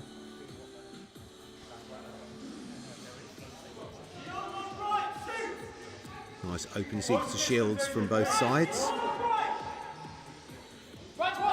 First point on the board for Ninjas. Close the distance, stop being defensive. 4 shields remaining. Second point for Ninjas. Got to get rid of those shields from the Ninja. Well, Salford have got to get rid of those Ninja shields. Jade Dragons still looking for that first point score. 30 seconds played out. Points on the board for Jade Dragons now as well. Limited shields left now for Ninjas. Ollie, be careful, you have your shield. Single point lead still in play for Ninjas though. Jade Dragons just not able to get that next hit. But they've got it. 2 points apiece now. 3-2. 3-all. 4-3. It's bouncing straight back and forth each time. 5-3s. 5-4. 15 seconds. Jade Dragons need a point. That is the very last of Ninja Shield. 10 seconds. Jade Dragons need 2 points. 3 points. 4 points. It is out of range. This is a Team Ninja win. 3 seconds remaining. 2, 1, 0. 9-5. Ninjas take the game sequence, 4 games to 3, and take the bonus point with it. So it's 5 points for Northampton Ninjas. And 3 points for Salford Jade Dragons. So at the end of match 3, so we're halfway through the sequence now, 6 matches. That is Northampton sitting at the top of the table with 12 match points. Jade Dragons in second place with 6 match points. The MMU Frog team on 5 match points, and Staff's Misfits on 1 match point. Next game up was going to be Staff's Misfits on red versus the MMU Frog team on blue. So Misfits versus Frog team coming up next. So some really, really nice gameplay there. Fantastic finisher from the teams there. Seen some really level play in the teams here. The whole I suppose sort of we don't normally see the sort of heavy shield focus that we're seeing from the teams today, which is really interesting to see that different take, different set of tactics, different set of ideas. It's working really well for some of the teams, not so well for others, but it definitely seems a favoured way the teams have got to go in today, which is pretty cool. It's quite nice seeing them bounce on the Astro here. It's super springy. It's like walking on a carpet. Slightly going off topic, but you know, it said we are playing all the matches today at the Manchester United training ground in Salford, the Cliff, which is where the Manchester United academies play out of. Was originally the main training ground for the Premiership first team.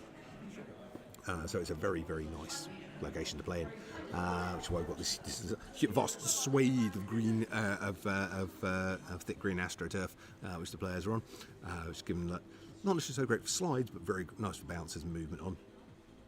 And obviously everything today brought to us thanks to the Salford Red Devils, who are sponsors for today on this very first university championships. Now, obviously, this is game 4, so this is going to bring us down 2/3 of the way through the sequence. But it means that all teams will have played 2 matches each at the end of this. So, Staffs and MMU just about to fight it out. Staffordshire on red and MMU on blue. So Staffordshire currently only with 1 match point, so looking to really get some points on the board and start to get themselves into play here.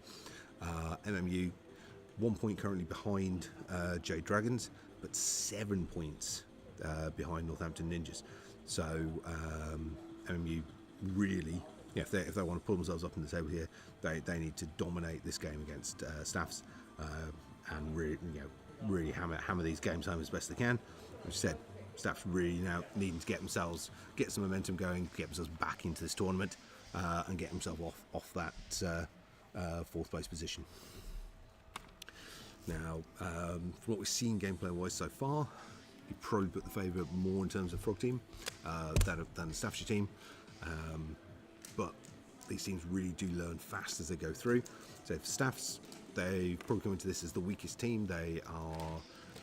Today was the very first time any of them had put on HADO gear, so it really is a proper baptism of fire for them coming in. This is their absolute first experience. Frog team from MU, they were part of the Children in Need HADO Championships at the end of last year, and they actually won their heat as well. Although they didn't end up in the top 2 going through to the final BBC show, the Game On show with Children in Need, but they did win their regional heat. So we know they're a good team. They've got some good match experience behind them already. But it's been a little bit of time since they've had that gameplay there. So, but they don't seem to be too rusty. They seem to remember pretty much what they were doing and how to go, which is good. I know they've run into us a couple of times at some of the gaming shows as well. They've got a little bit more practice while they've been there. But for the Staffs team, you should be remember when we're looking at the gameplay between the 2 teams here. Staffs team today is their absolute first time putting on the HADO gear. It's their first experience in the sport, whereas all 3 of the other teams have had previous experience, either be training or tournament experience or both. So the odds not necessarily in Staff's favour, but it's going to be great to see what they can do and where they're going to go with that with the gameplay as we work through.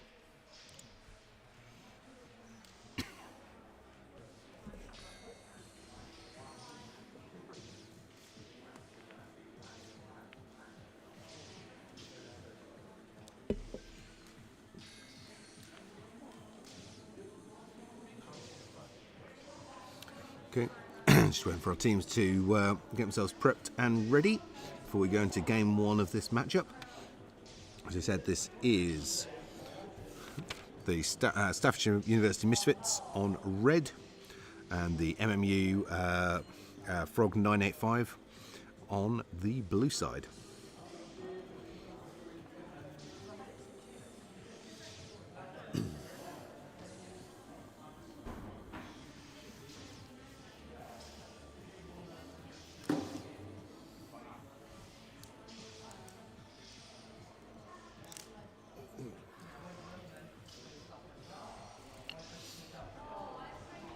Okay, so I'm just waiting on the last players to get themselves logged and ready.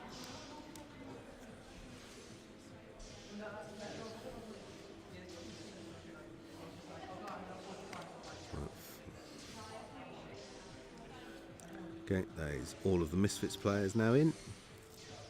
Just waiting for the last one of the Frog Team players to get themselves registered.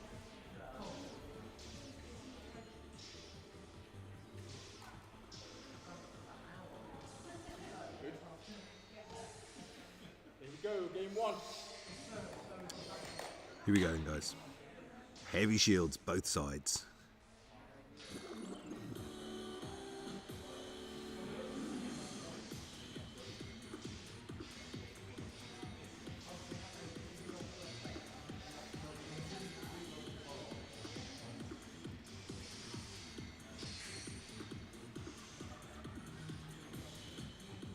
Good play from both teams. Nice use of those shields. Really keeping the game, both teams keeping each other respectively contained. 1 point apiece.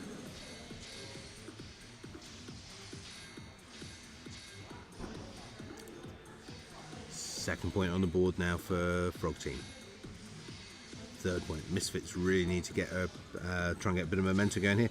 Got to get rid of those Frog Team centre shield. Frog Team are doing phenomenally well in their shield play in their previous matches. Definitely a strength of theirs, and they're using them to very well control the gameplay. 7-1 here.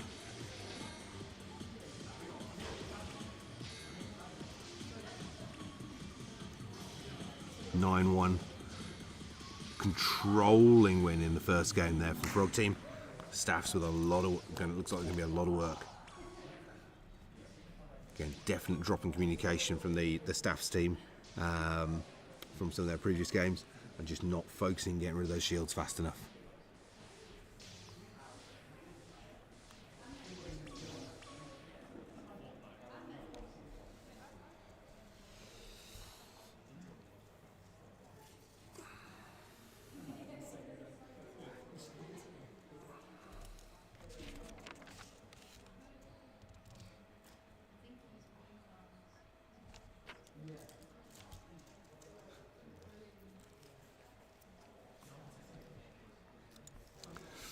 So nice gameplay there. Really sort of looked really very even for the first sort of quarter or so of the match, and then the Frog Team just really pushing that out of reach of Misfits there. Nice playing what they were doing. Good use of the shields from both sides that really sort of controlled and slowed down that sort of like first half, and then as the shield play started to fall apart, Frog Team just really stepping up there on the accuracy and consistency. And that team communication just helping really a lot together. Misfits massively dropping back on their communication again. And unfortunately that's hurt them every time. So every time we hear the Misfits side of the pitch go quiet, you can see the scoreline immediately start to shift against them. You start to hear that communication and coordination going between them, and you see the scoreline picking back up the other way. So that's such a key thing for them. We really need to see them picking up that communication between the players if they want to be able to win games here and get ahead, because that without doubt is for them at the moment. That's that key factor, really coordinating and working together, and so we need to start seeing that comms happening. So here we go, getting ready for game 2. This is the scale 1 game, so looking for lots of high speed small shots. So I believe we've got one red player still looking to get logged in. As all 3 of our blues are in and good to go.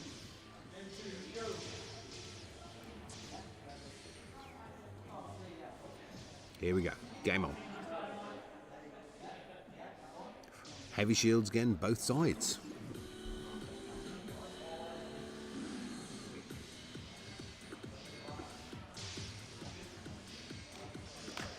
Good focus fire from Frog Team there, cutting their way straight through the Misfits front shield. That Frog front shield still in play though, and a second one now backing straight up behind it.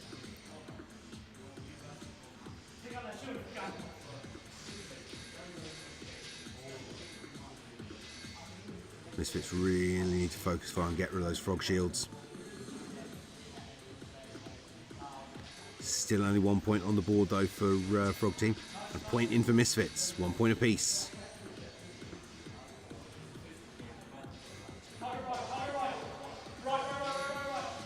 Misfits starting to communicate again, which is good to see. It's the last one. The Misfit shield's gone up now. One shield still in the. Yep, one heavy duty shield still in the bank for Frog. 2 points to 1 for Frog Team here. 2 all. Great shot there from Misfits. 3-2 for Frog. They've got to get rid of that Frog shield. It's cutting down way too many of their central options. 3, 2, 1. Frog Team win, but a much stronger performance there from Misfits in the second game. Good communication, good coordination, much stronger performance from them.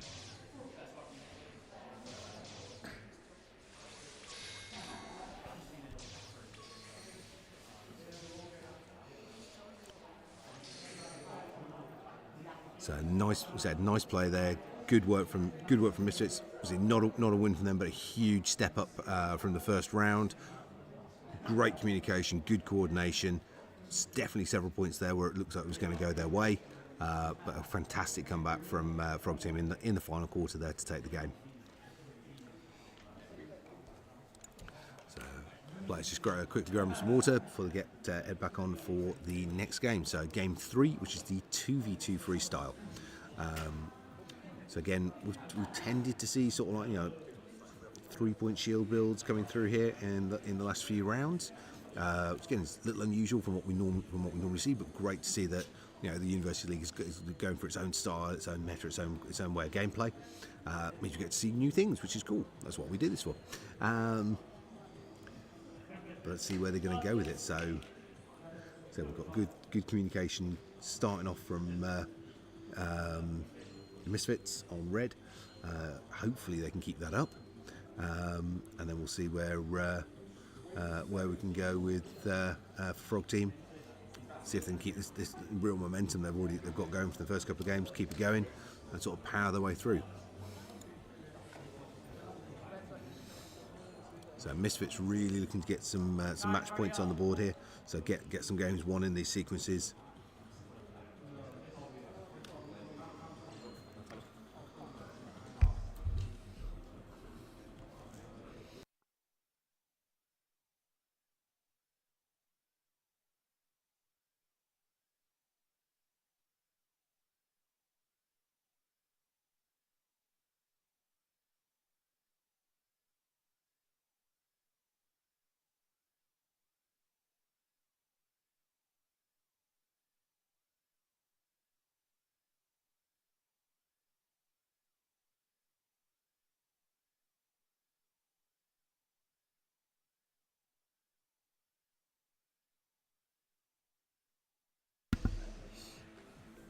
Okay, so players just in final prep for the 2v2 round. Staff's looking for their first win here in this sequence. So it's a really good gameplay from them in game 2. Good communication, good accuracy, just not quite enough to hold off against the MMU Frog Team. On the blue side.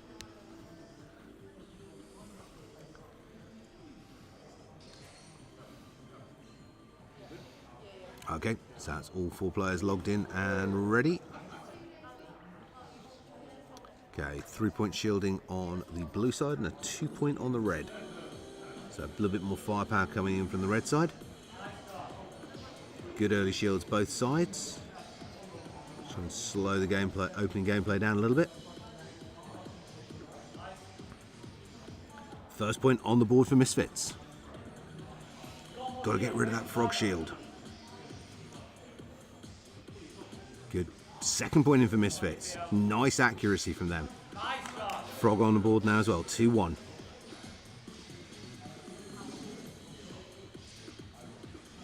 Good Frog shield positioning there. Misfits actually punching their way through it reasonably efficiently though. Halfway mark, and Frog Team have flipped the scoreline. 3-2. Misfits need to get another point, and that's the very last Frog shield. That's the last one of the Frog rank 3 shields. 4-2. Frogs are using those shields really effectively. 5-2. That's their heavy duty shields gone now. Misfits have been showing better accuracy in general. Let's see if they can capitalise on that. They're 3 points down, 2 points down now. Frog team playing too close together, clumping up, and that's what's letting Misfits get those hits in on them. Misfits need 5 seconds, they need 2 points. 1 point, and they've done it! 6 points apiece, they're going to overtime. Great finishing shots there from Misfits.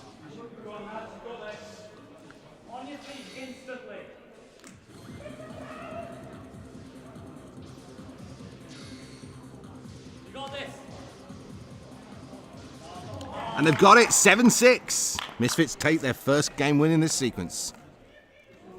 Great overtime finisher there from Misfits.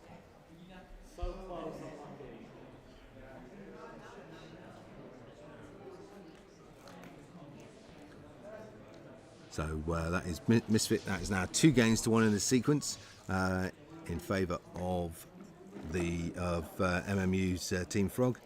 Staff's Misfits with their first win in the sequence there. So moving now on to game 4. Game 4 is the 3v3 shields game.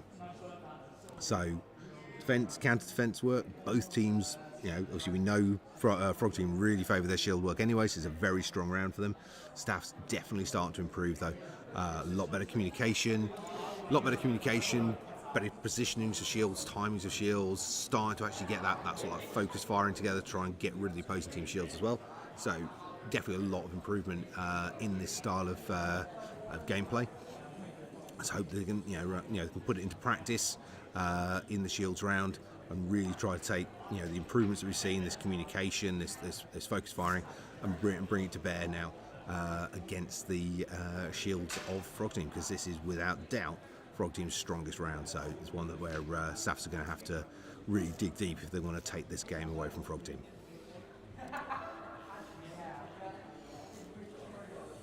So tactical discussions going on pitch now. The teams just getting themselves prepped and ready for this 4th game. As ever, they are against the clock, so they're on that very limited break time between the games to get themselves prepped, set, and good to go. Coach Shamai just giving them a reminder of how little time they've got left on the stopwatch.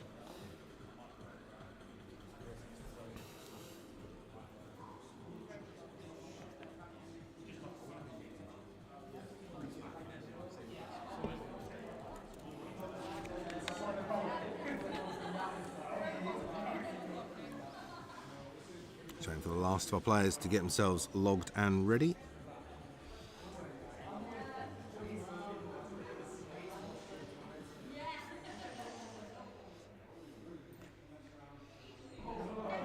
So I'm waiting for 1 player each side now. There's all the Staff's players now logged in. All of the MMU Frog team are in. We are good to go. Okay, game 4. So shields 8, minimum 8 points in shields on both sides. Both sides going for the full rank 5 shielder.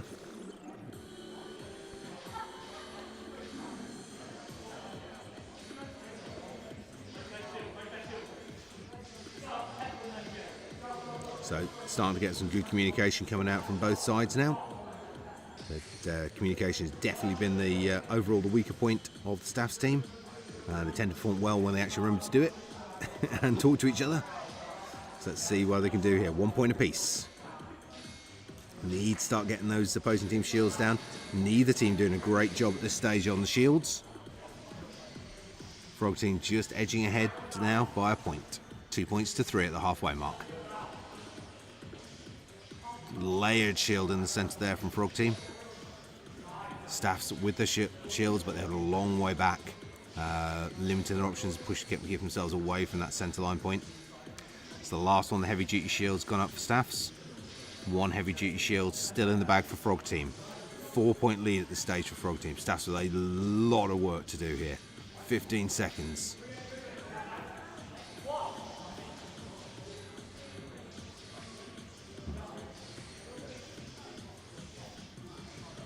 Five seconds. 3 points to 8.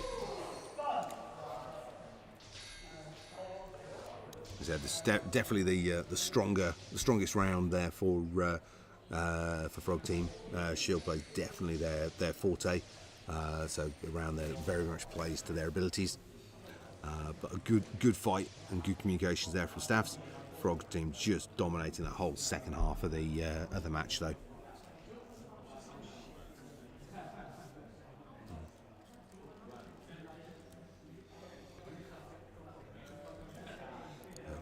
Staff's just really needing to work on that sort of coordinated fire to punch the way through those defensive shields.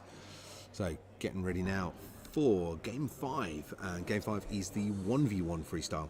So lots of movement, lots of accuracy in how they play.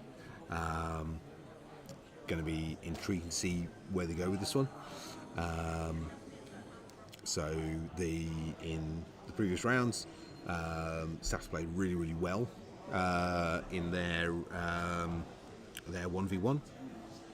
Unfortunately, they didn't win it, but they did play well. It was a good game for them in terms of display of skill and ability. For MMU, again, the 1v1 has been a good round for them. So I think that we obviously you're not seeing the shields here. We're looking at that accuracy and motion movement aspect. So and both teams have got that capacity, but we're not going to see them with the shield and everything else. So hopefully something nice and interesting coming in from both sides. Here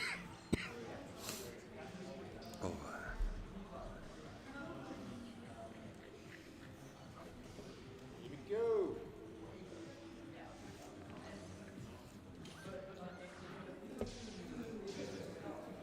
So very similar builds each side.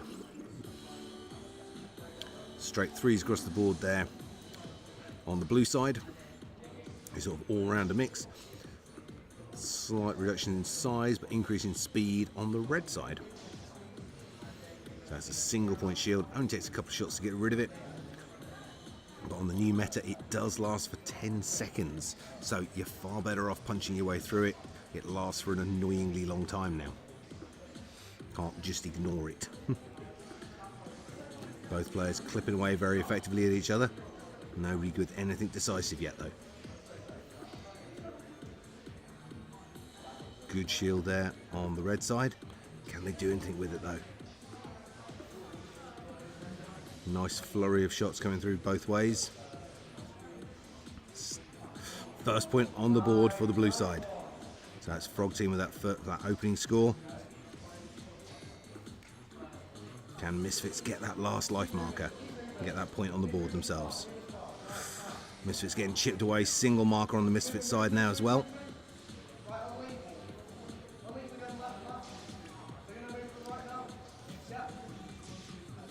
Oh, beautiful shot, straight shot in there from Frog Team.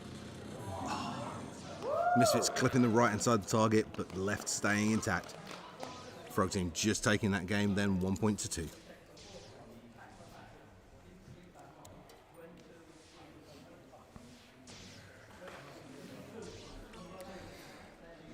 So next up is Game 6. Game 6 is the HADO 20. So this is our reduced point round. So teams across the group, they're going to have 10 unspent stat points across the whole team. Meaning they have to work with limited points, limited resources. They're going to have to really think about where they spend those points, how they spread them across their teams. Now, we've seen, again, this fixation on shields has led to some very low point scores in this Game 6. With teams very heavily focusing on defence. See if they do it again. Obviously, we're expecting that from Frog Team. It'd be interesting to see whether or not the Misfits team stay with that style as well. Frog Team have definitely got the advantage on the shield play. They've really got a knack for their shield placement and timing. Could well be actually that Misfits would be far better off focusing on charge rate here, knowing that they'd like to see those shields from Frog Team, allow them to punch their way through those shields, and then put a lot of firepower across the pitch, really make it difficult for the Frog Team to get those points on the board and to basically stay intact once their shields are gone. See whether they spot the opportunity or not.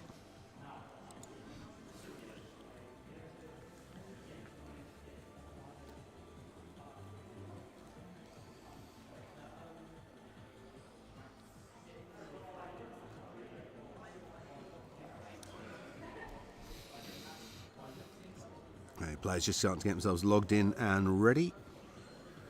Lots of tactical discussion as ever on this round. It's a very, very tactical round for how do you spread those points around?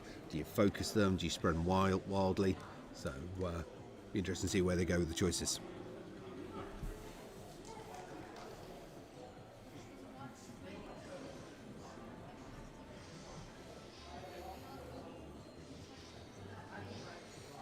And it is currently 4-1 after the first 5 games.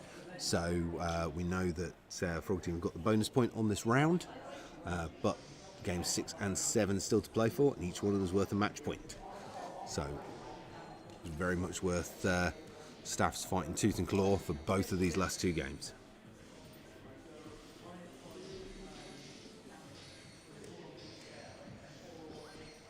Here we go, game on.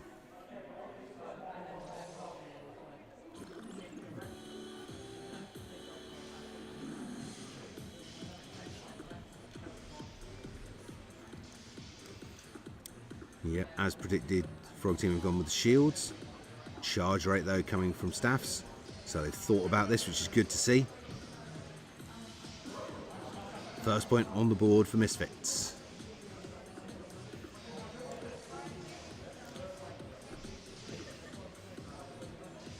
Good chipping away on the life markers on both sides. Second one of the Frog's heavy shields gone up in the centre. Misfits need to punch their way through that and get rid of it. Second point on the board for Misfits though. Third point for Misfits. Great work from them here. Frog Team still yet to score. Good communication come from Misfits as well. Really, really nice chat going between their players. 4 points to 1. 4-2. Frog Team start to fight back. 10 seconds remaining. 5-2. Are we going to see a second Staffs win here? 3, 2, 1. 6 points to 2. Staffordshire Misfits take game 6. Really, really good play. Very tactically well thought out. Realised that Frog Team were going to go shields. Bumped the charge rates up to deal with it. Very good prediction and second guessing of their opponents there, and they used their stat builds very well to pull things around to their advantage.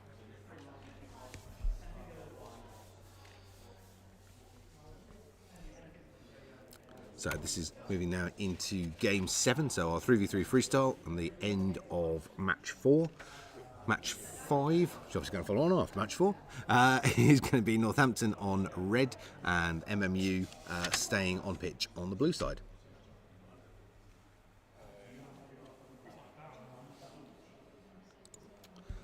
So really nice play though. So good tactical perception there from the Staffordshire Misfits. Good. Second guess realised where Frog Team were going to go with their stats. They've got this real heavy desire to focus on and use shields. They're good with them. I mean, why wouldn't you? But it meant that they were predictable in that game. Allowed the Staffs team to basically really focus on charge rate, on taking down the shields, on moving around the shields as well, shifting out left and right. Really nice to get shots in, angling in behind them as well. And so they've managed to second guess and use and tactically play very, very well there. So that was really nice to see that from the Staffs team. We've got game 7 now, so it's currently 2-4 in favour of the MMU Frog Team. Game 7. So obviously this was a strong win. This was a 10-2 win in game 1 on the freestyle. Let's see how much Staffs have improved and how much they've learned about the Frog Team gameplay style and being able to second guess it. Here we go. 7.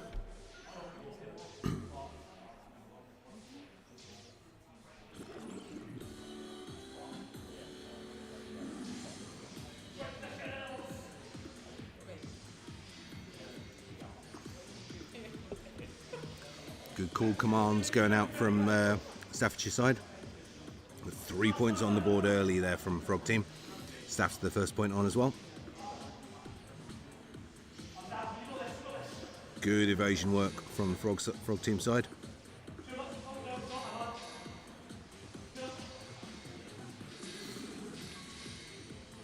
Heavy shield on that right hand side. Being able again to stay in play for too long. 5-2, 6-2.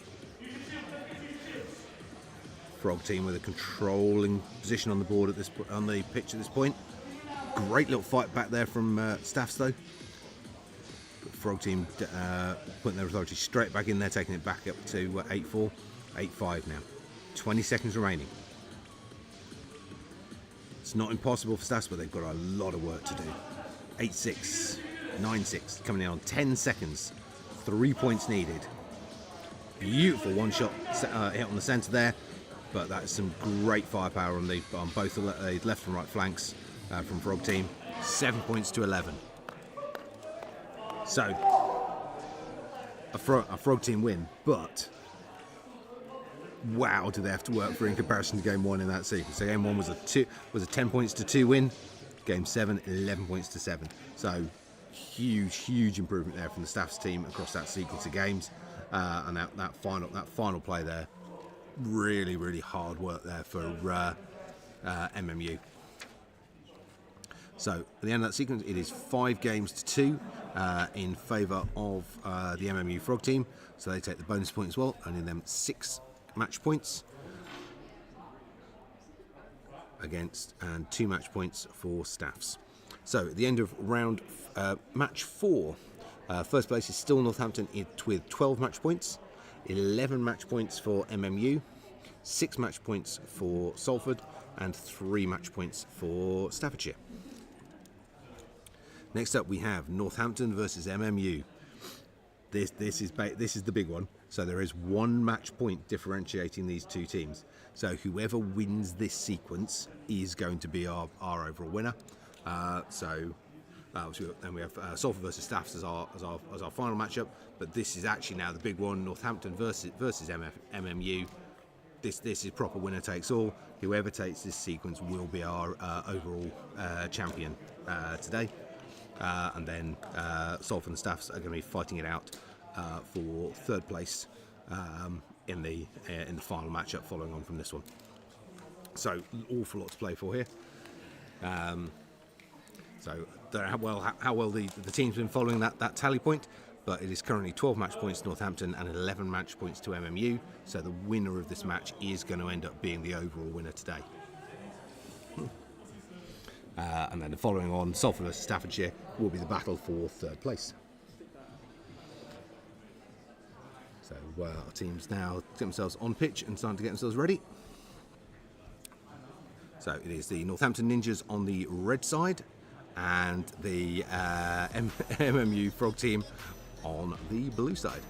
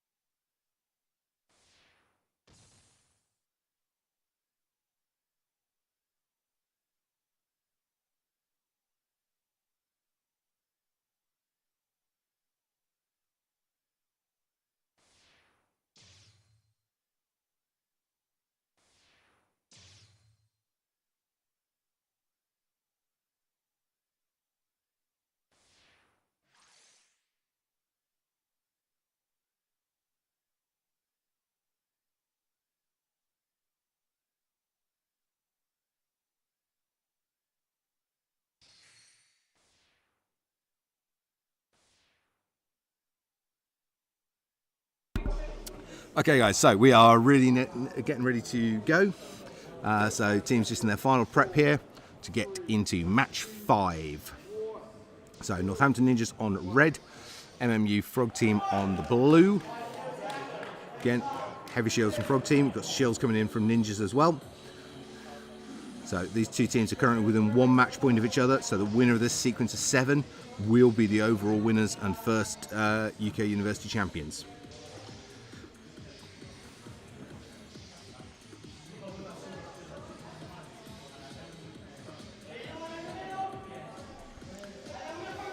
Very even on the shield work both sides. First point on the board for Ninjas. Second point for Ninjas. Frog Team with the first point now as well.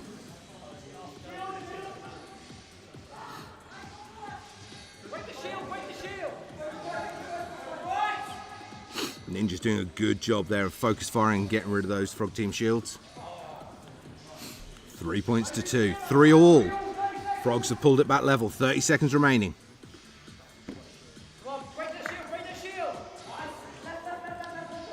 Great work both sides. That's all the Frog Team shields up. Ninjas still with 1 shield in the bank. Single point lead for Ninjas. For Frog. 2 point lead for Frog now. That's the last one. That's the last of the Ninja shields gone up as well. They're a big clump in the corner there. Third point in for Frog Team. Fourth point in, another point in Frog. That is a 4-point lead. 3 points to 7 in the first game. Really, really level first half, and then second half was entirely dominated by MMU.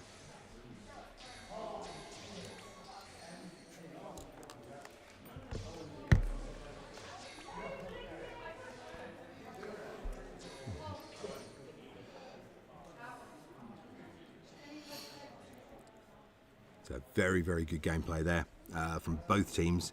You know, absolutely neck and neck for that first half, and second half absolutely dominated by Frog Team. Ninjas on the back foot for the whole of that second half of the match, and Frog Team just locking the points in. Blue player 6 absolutely having an amazing game there. 7-1 KD ratio. You know, fundamentally, if you're on the red team now, your entire focus for the rest of this match should be targeting blue player 6 and keeping them logged out of play, because he's way too dangerous. He's capable of just racking those points up and taking the game for Ninjas. You know, if you got a tactic at all to look at here, yeah, the shields are problematic. You want to get them down, but you need to keep targeting blue player 6. You can't allow blue player 6 any breathing space, any room to maneuver here, because that accuracy there is just going to tear you apart. Yeah, let's see if they realise it. So game 2, getting ready now. So game 2 is the scale 1 game. So no points in the scale stat. So all those tiny ping pong ball size shots. I mean, you've got to punch away and basically take each one of the 4 life markers out around the target. You can't just hit the centre for that one shot takedown anymore.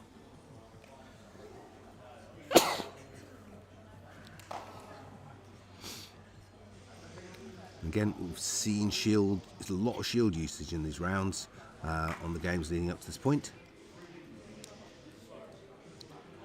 which doesn't tend to be the norm, but it's definitely been working for the guys here today. So these heavy shield metas definitely seem to be preferred by the university teams.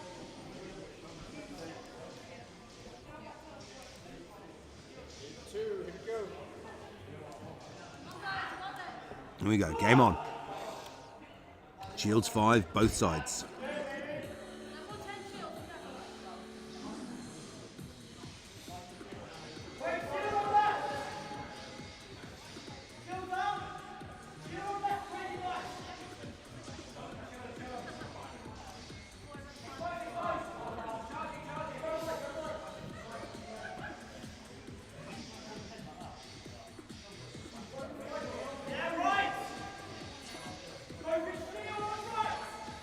First points on the board there for Frog Team.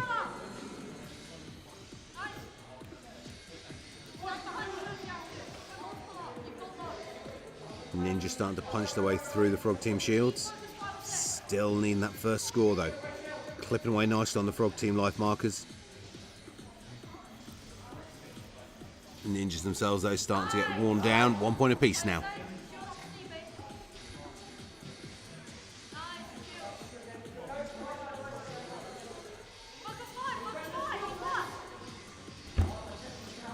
2-1. Ninjas needing that another point on the board now. 10 seconds to get it. 3-1 though. Frog team, that may well just been enough. 5 seconds.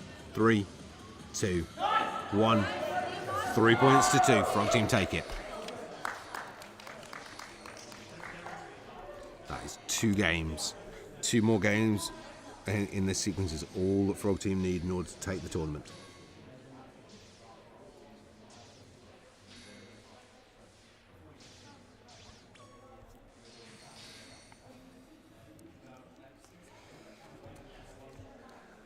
So Ninjas need to win 4 out of the remaining 5 matches in this sequence if they want to win. If they want to win this tournament today. So we've got an awful lot to do here. So getting ready now to go into the 2v2 freestyle.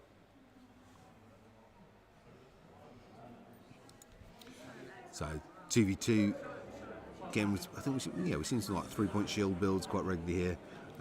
Be interesting to see where they go with that. To be honest, it's less efficient. You'd be far better off putting those points into charge, just destroying the shields the other team put up, and then being able to basically hunt them around the pitch area because you've got the firepower to do it. But it doesn't seem to have been the route the team's choosing to go today, which is fair enough. They don't have to.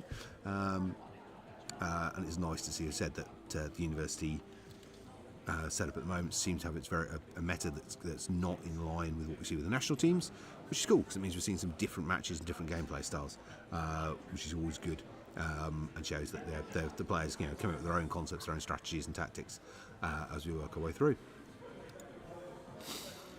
Players just been given their quick time warning there to get themselves prepped and ready, finish up their tactics discussions. So it's for one player on the blue side to register in.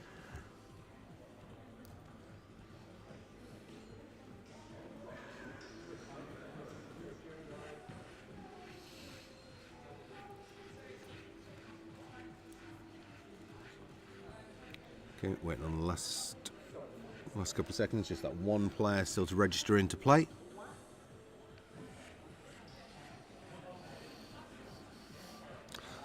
Okay, here we go then, guys. Everybody in.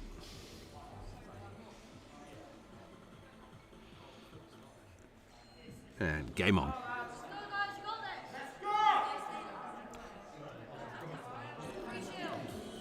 Only 2-point shields this time on the respective sides.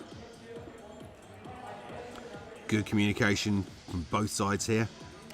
First point on the board there for Ninjas. 1 point apiece.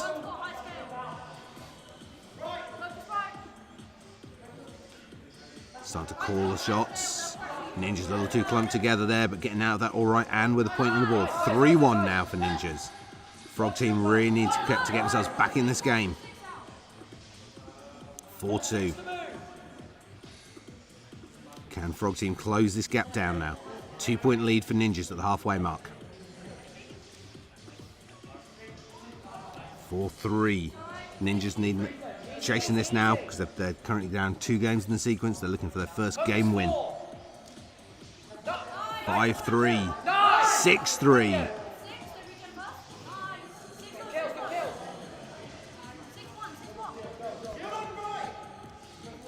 Good shielding there from MMU, but they've got a lot of work to do here. 10 seconds, they need 2 points just to pull it to overtime. 1 point, 5 seconds. Can Ninjas dodge? And they can. 6-5. Great play from both sides. In fact, don't know if you spotted it, but the front Ninja player who had a full target marker actually stepped in front of the shot of his teammate who was down to a single marker left and took the hit for him, keeping his teammate in play and preventing Frog team from getting that last fraction of a second equaliser. So getting ready now for game 4. Game 4 is the Shields game, so this is really, definitely Frog team's strongest game.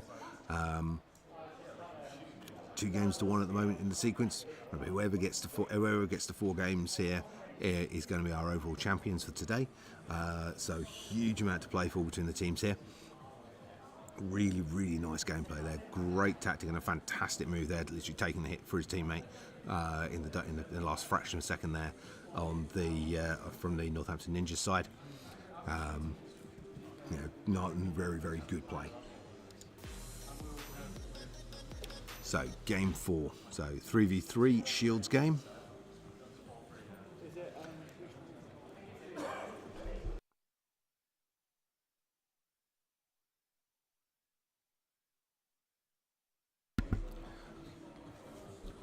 So he said it's definitely Frog Team's favoured round. Really plays to their strength as a shielding team. Ninjas, though, have generally also proved themselves to be pretty competent when it comes to the shields play. So this is going to be a very, very, very difficult match to call. Both starting to improve on their focus fire to get rid of opposing team shields, but neither team really excelling in that category yet. So I think that capacity to get rid of the shields is going to be the deciding factor between the two, to see who can actually really get their heads into that play style. Just quick time shout going out there from Coach Shamai. Coach Shamai, who we may have been having to repeatedly reacquire and bring back to the pitch during the training sessions this morning, as he's a lifelong Manchester United fan and has been taking every opportunity to tour around the training facilities here. Okay, that's all our players in. Here we go. So, game 4.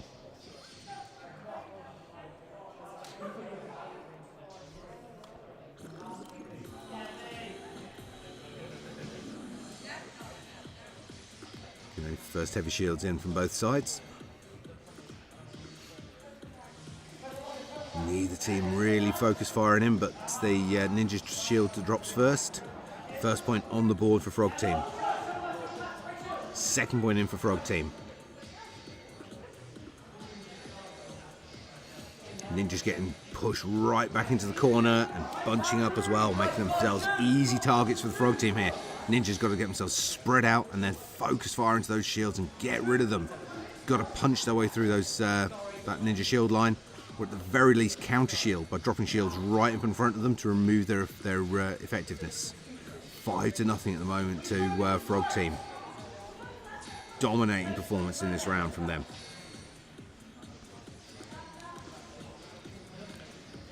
Ninja's still looking to get their first point on the board. Really, really good shield positioning and play from Frog Team throughout here. 10 seconds. Still no points on the on the board for Ninjas in this round.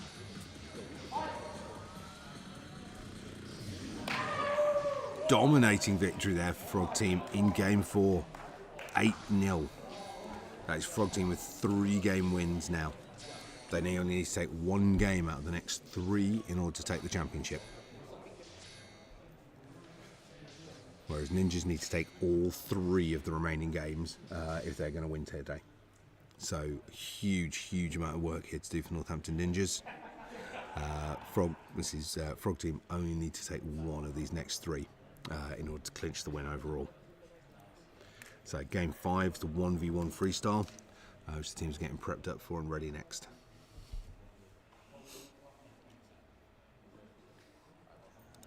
So amazing gameplay there, really well done. I mean, we've seen the shields round up to now, they're absolutely Frog Team's forte. Their shield play is really good, their cohesion around it's good, positioning and timing is really good. Ninja's just not really able to get into that, not really able to get into that game at all. Absolutely controlled start to finish by Frog Team. Shield position was in the wrong points. They got themselves trapped in that back corner. That unfortunately meant they got a lot of crossfire coming into their position. They just couldn't get out there and got taken apart for points. Just not able to land anything solidly or reliably and against Frog Team all the way through there. Their best option would have been, obviously you can't stop Frog Team putting the shields up, but you can counter shield in front of them. So rather than dropping the shields quite a long way back, which forced themselves in against the back wall, limited their movement capacity. Had they brought their shields forward and dropped them straight in front of Frog Team shields to counter shield them, then that would have brought them a lot of space and time, would have taken a lot of Frog Team's opportunities, strengths, and away from them, and allowed them to get into that game. Unfortunately, they got pushed back onto the back wall and had their evasion options taken off them and were caught in crossfire. So here we go. Game 5. 1v1. Be fast on your feet. So Ninja's going for a slightly slower shot speed, which is dangerous in the 1v1 because there's so much focus on your opponent. Nice. Quick double strike in there from the Frog Team player, getting the first point on the board.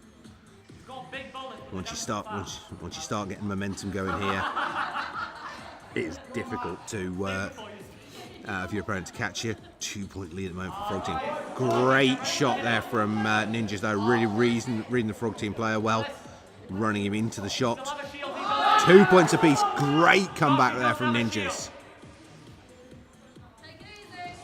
She's coming into the halfway mark. Pull the shield in 5. Nice evasion work there from Frog. Next time you KO, pull the shield. Go. Neither team really able to get any leeway here. Ooh, beautiful little clip shot there from our Frog Team player. And he's got it, 3-2. Gonna pop the shield. 10 seconds. 4-2, that's a win for Frog Team. That is the game, that is the match, and that is the tournament for Frog Team. Nice one, Josh. Alright, 2 more games to go in this sequence. Let's see how much Ninjas can make them work for it, or whether Frog Team can really romp home with a dominating finish.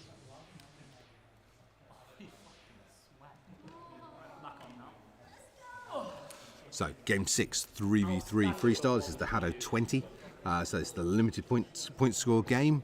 So the team's going to be restricted on the number of points they can spend across the team, and therefore the options in terms of their stat builds and tactical choices.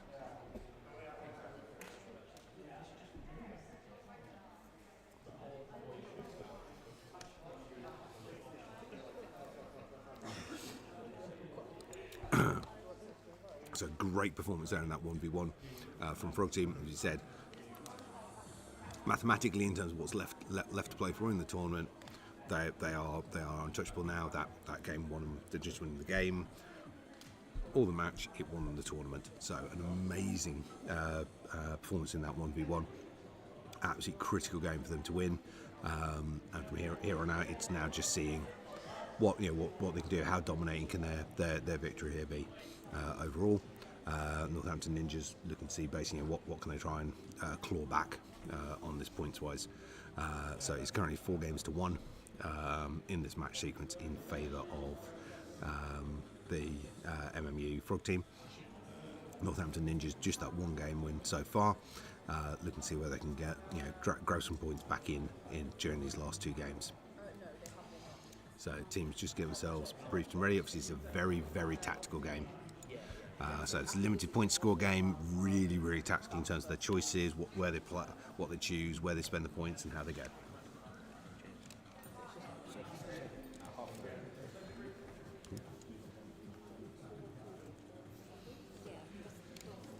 Yeah, just use these last 2 games to play, and then it's Salford versus Stafford to finish off.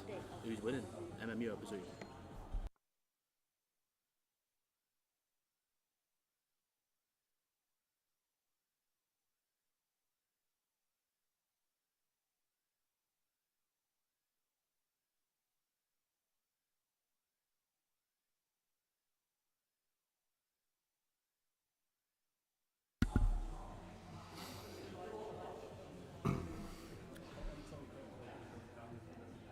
Right then, guys. So, as you said, if Northampton can, get themselves together and try and push in for these last 2 games, they can't prevent MMU from winning now, but they can take it absolutely down to the wire, and make it a single point victory for MMU. MMU, however, are going to obviously want to try and really sort of stamp their authority on this tournament and move ahead completely in these last few games.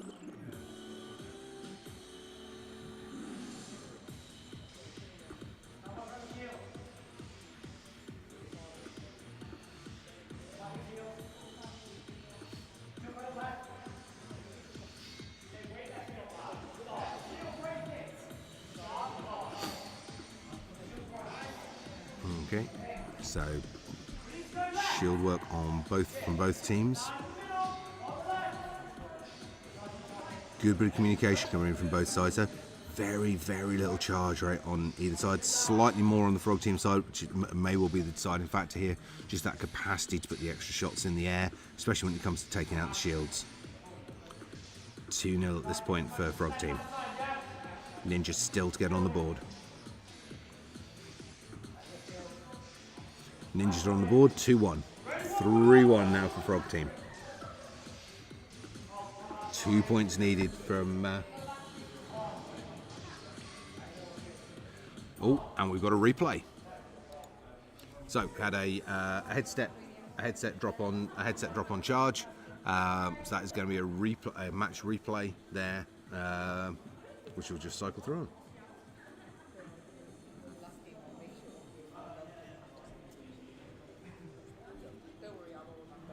Just checking what we're going on our various bits.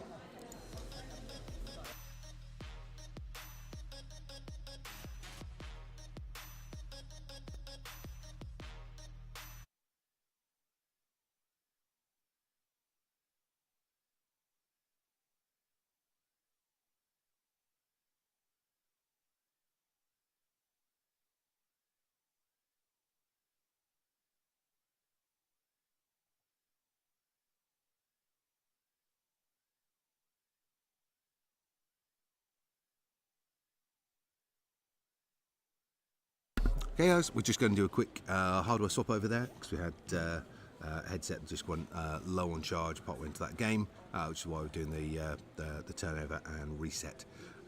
So just going to sort the hardware assets over the place so we don't get that reoccur in this game or in the next game. Yeah, as you said, at this stage though, with that 4-1 win, that means 4 points in the bonus are going to be going to MMU. They were on 11 points, so that's going to take them to a minimum there of 16. Northampton were on 12 going into this. They've won 1 so far, which is to 13. Even if they win the next 2 games, that's only going to take them to 15 points against MMU's 16. So we know now at this stage who our overall champions are going to be. We just don't quite know what the nature of the final table is going to be and how it's going to pan out. The final match of the day coming up after this one will be Salford Jade Dragons versus the Staffordshire Misfits. Salford are currently on 6 match points and Staffordshire are on 3 match points. So although the odds are in favour of Salford, again Staffordshire could flip it and take 3rd place off them if they get a decent performance in that tournament. Staffordshire, we said, they're the least experienced team coming into this. Their first match was not really a great performance because of that lack of experience. Second match much better. So this 3rd match, who knows where they're going to be able to take it to. So we could see some really good gameplay coming out from them in this 3rd match. So drop back to pitch side. Team's just finishing that change error of hardware to get us past that charge error that we had and get ourselves back into game 6. So game 6, we said, is the HADO 20, so this is the limited points round. So the teams have got to really think about where they go. Now, when you have a replay like this, you are allowed to change how you spend your stat points. You just can't change which players you've got on the pitch. So you can't substitute for a replay, but you can choose to change your stat build.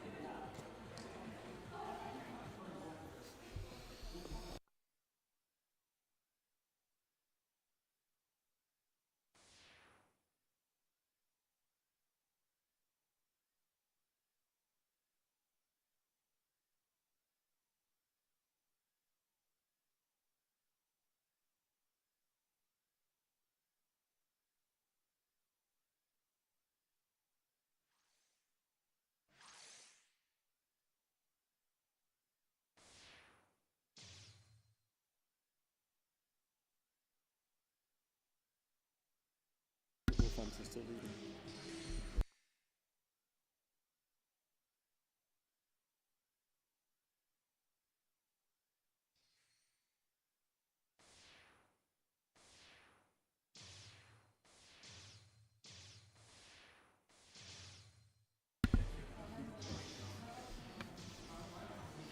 So just waiting for the last players to get themselves rigged and ready. So I'm waiting for just one of the MMU Frog Team players to finish sorting their gear out. Coach Shamai just giving them a quick hand on the court there to get themselves ready.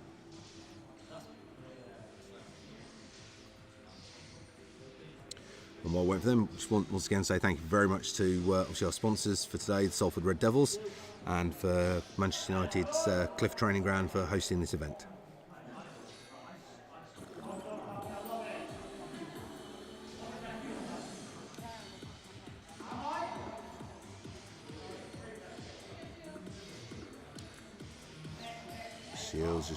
Shots just slowly drifting in from both sides there. Nothing yet finding its mark yet though.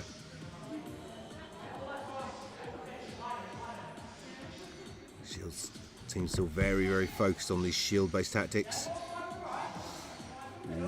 Northampton bunching up in that back corner again. That was dangerous on the last time, and they've been hitting. It's cost them a point again this time. Got to spread out from there and stop getting caught in that back corner. Just allows the opposing team to crossfire into their positions. Great work there from Northampton though.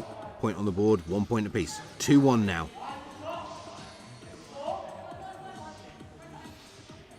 Northampton just with that slight edge at this stage.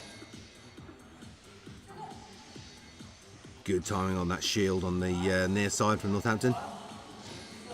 Frog team just chipping away there, and it's got earned them a point back. 2 points apiece.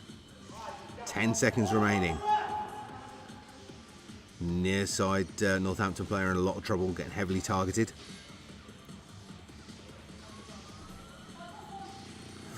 Going to overtime, 2 points apiece. Remember, for overtime, nobody gets any portions of their life markers back, nor do they get any shields restored. So there's one shield available on the blue team. Other than that, we're just at firepower.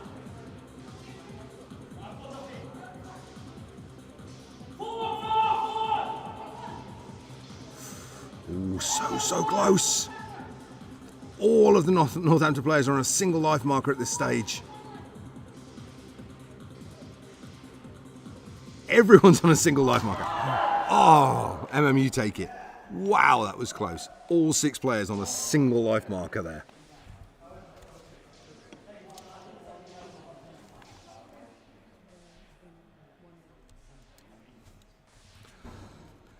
Okay, so getting ready now. Getting for the final game, game 7 of this match.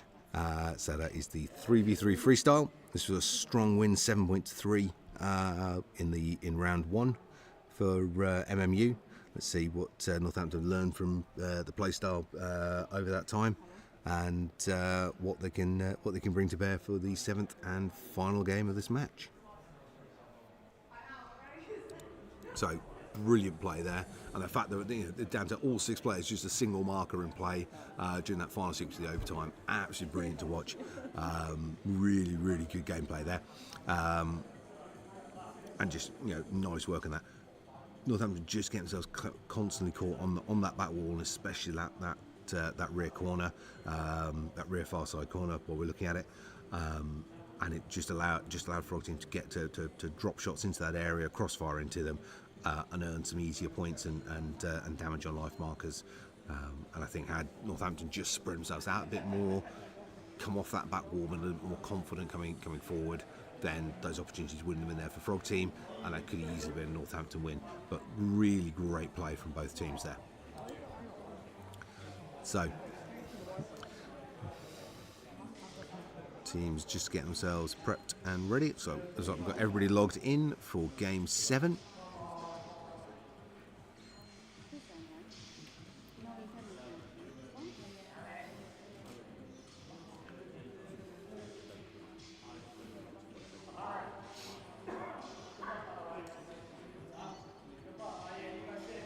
Just waiting for the clock to finish ticking down.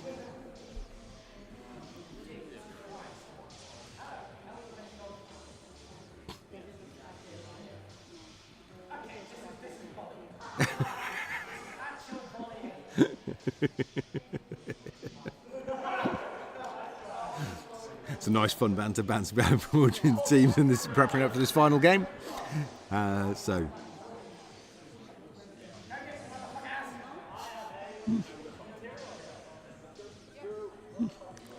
here we go. Game on. Game 7. Heavy shields on the Frog side.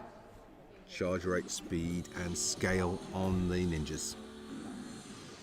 Let's see if they can keep it together and focus really heavily into that shield and get rid of it. It's 4 shots. Remember, it only takes 7 shots to get rid of one of these shields. There we are, gone. Also, the shields deteriorate over time, so if you wait a little bit of time before those first shots land in, you can get rid of them even faster. But if you can just get that as a team, just all 3 of you focus fire into those shields, a couple of shots each is all you need to put into it.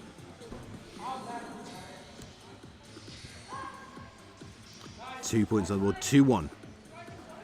Coming in at the halfway mark. Still got 3 heavy duty shields left on the Frog team side though.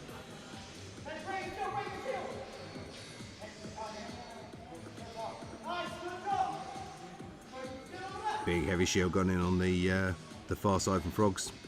And another one. 20 seconds on the clock here and he's still got a shield in the bank. It's a lot of work for Ninjas to do here. They've got to get that focus fire together, punch their way through those shields. It's the last of the shields up now. 5-1, 5 seconds remaining. That is a clear and control victory there for Frog team. 2 points to 5.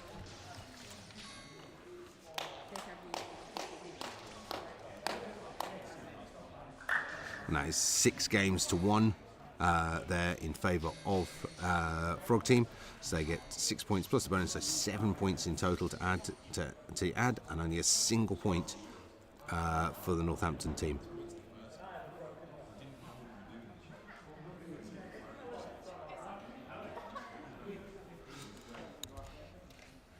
So that is MMU Frog team finishing up on 18 match points, and Northampton finishing their run on 13 match points, and those are the first and second place positions.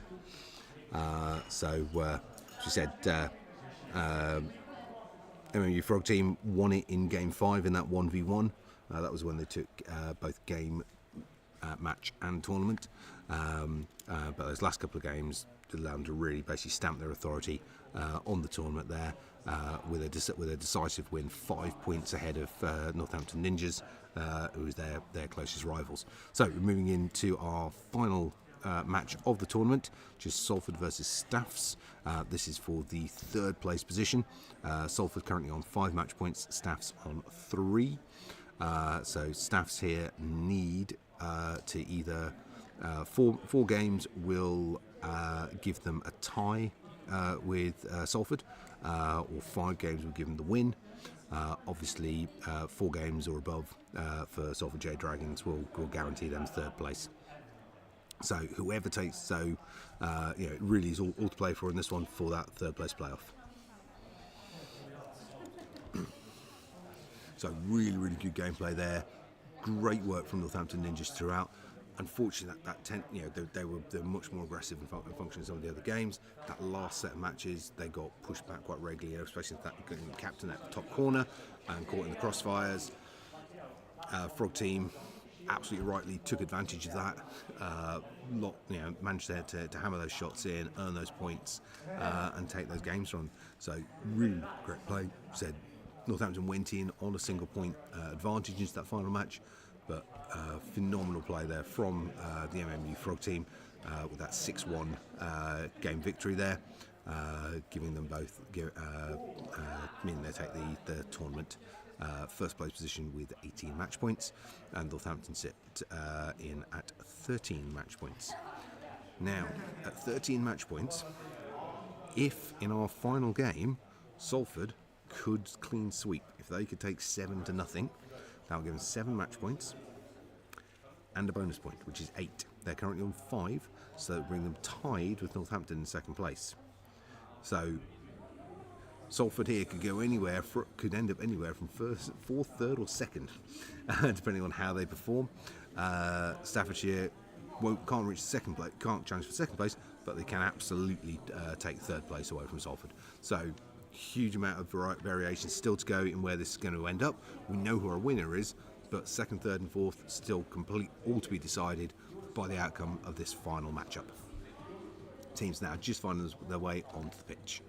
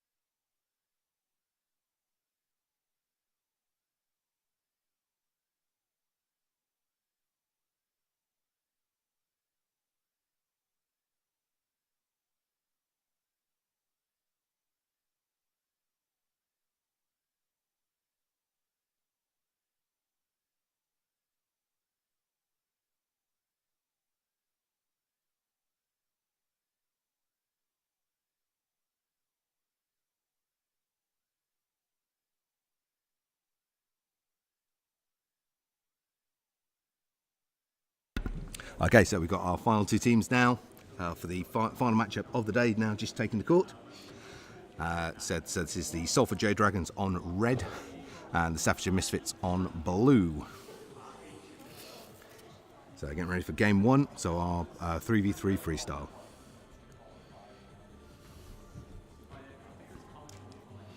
Now, as we've just been informing the teams, if Staffs win 4 games or more, they will take third place. Otherwise, they are in fourth. If Salford Jade Dragon win 1, 2 or 3 games, they will be in fourth place. If they win 4, 5 or 6 games, they will be in third place. If they win 7 games, they'll be in second place. So there's a huge amount of variety for where the table's going to end up. We know that MMU Frog Team are guaranteed that first place position. They are our tournament winners today. But second, third and fourth, all up for grabs here, dependent on the outcome of this final matchup. So whichever team here takes 4 matches or more is going to take that third place position. But if Jade Dragons can clean sweep 7 games, they can take second.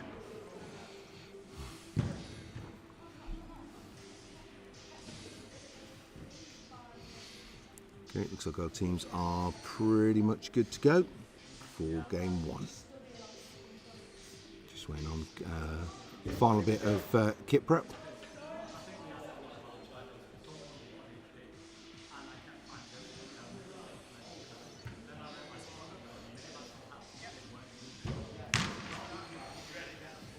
Here we go. Game 1. Final match. Oh, sorry, final tournament. Final tournament? Yeah, no, final match. I got it right the first time. First point on the board there for Staffs.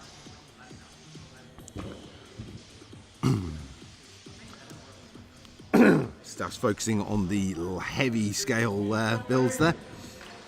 2 points to 1 here. Staff's going a lot more aggressive, really punching that centre line.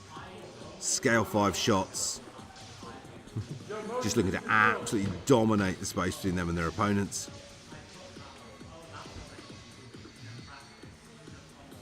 Salford really getting pushed back by the aggressive assault here from the Staffordshire Misfits. But 4 points apiece, 5-4. Jade Dragon now starting to fight back against the pressure. 6-4. 7-4. Great work from Jade Dragons there. They're under a huge amount of pressure and they fought back against it really well.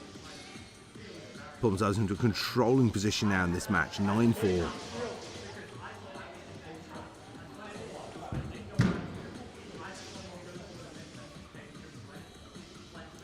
There's some great aggressive gameplay there from Staffs on the opening, but Jade Dragons not buckling under the pressure at all, fighting back phenomenally in that second half, taking the first game of the sequence here, 12 points to 6.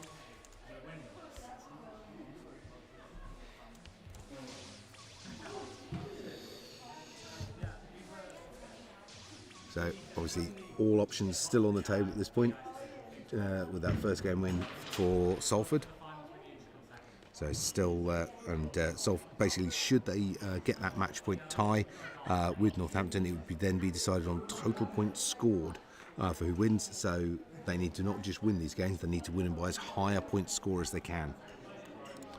So somewhere over the next couple of games, I'll do some maths to just check not only how many of they win all 7, but how many points do they have to score as well, because that part's also very important, because your total point score is what when you time match points, it's the total points you scored, not points difference or anything else, but points scored that control basically where you're going on that in terms of those points scored, in terms of that final element.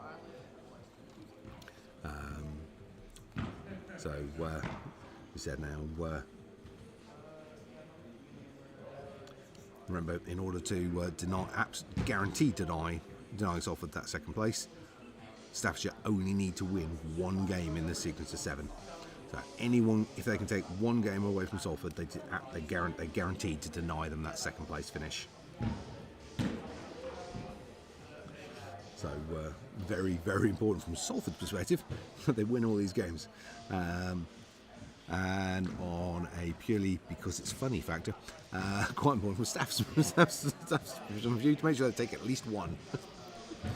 Right, team's getting ready now. So this is the scale 1 game again. So our 3v3 scale 1. So all about accuracy. So this is definitely been a round that's played in Staff's favour because they are definitely accurate on their shots.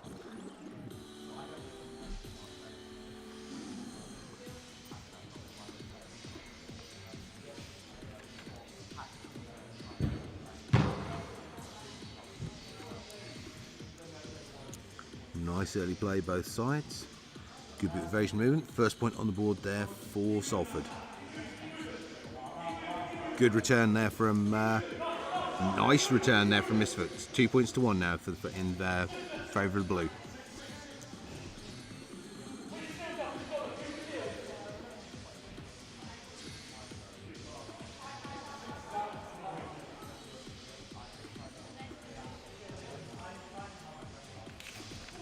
Points piece, 3-2, 3-all.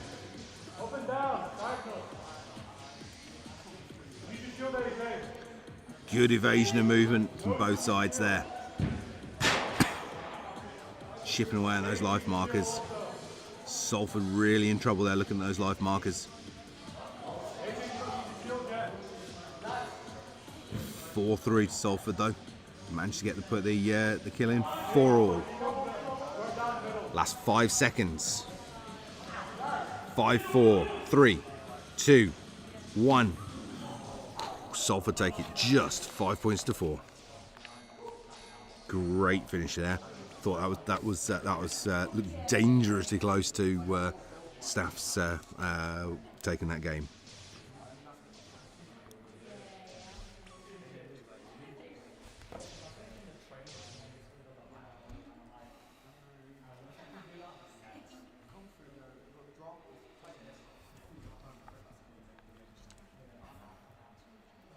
So really, really good play there from both sides.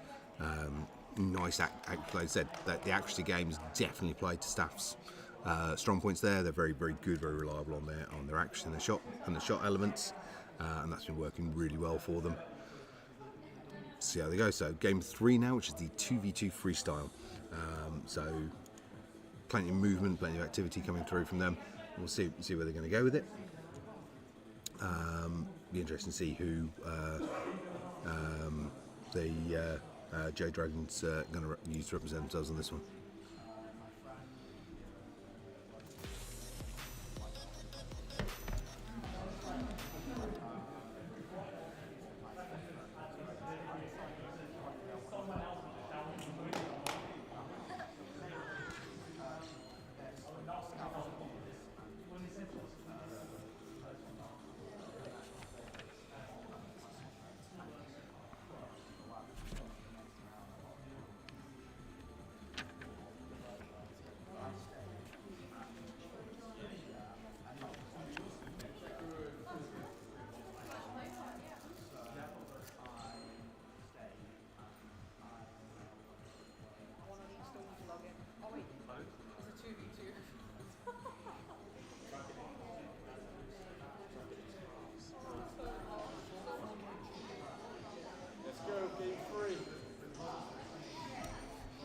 Okay, just doing a quick bit of maths there on the side. Salford have already scored more points than Northampton have, so if they can tie on the match points, they are guaranteed to take second place.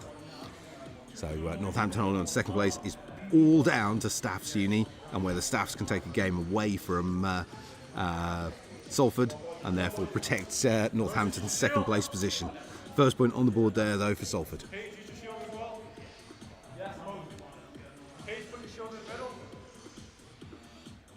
Create an angle up and down. Pace, put some more aggression. 1 point apiece, 2-1. Coming up on the halfway mark. 2-2. Great work there from both sides. 3-2. Staffs have flipped the scoreline. 3-3. Get play 5. 5. 4-3. Staffs. Salford edging by a point again. Staffordshire Misfits still on the fight back though. 5-3 now. 5 seconds on the clock.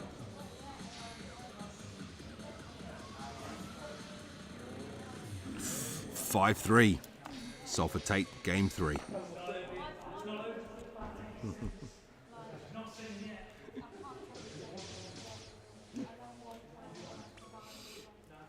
So, getting ready now for game 4, which is the Shields game. So a minimum of 8 points spend on the Shields as we go into game 4. So we're looking for, expecting Northampton to be heavily rooting for Staffs here just to get 1 game win.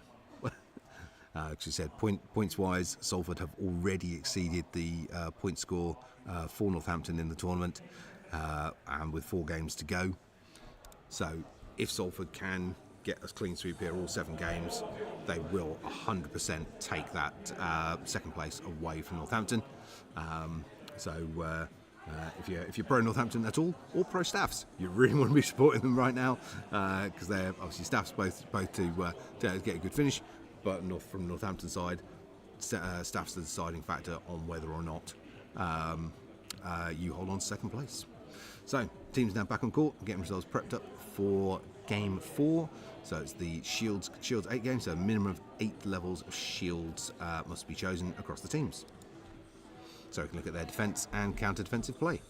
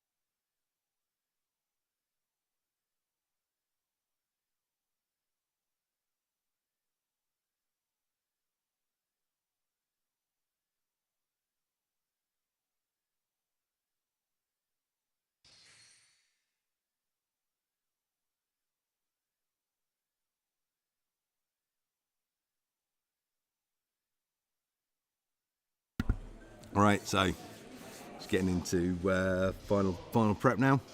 So last players are on each side, just get themselves logged in.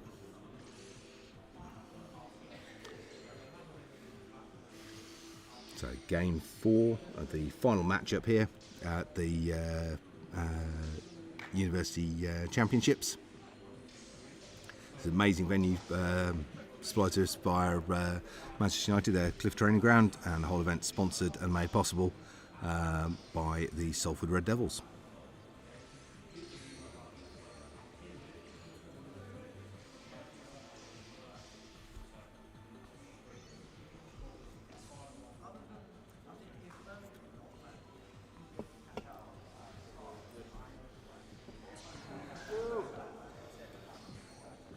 Here we go, guys. Game on. So focused shields on the staff side, split shields on the ninjas, on the Jade Dragon side.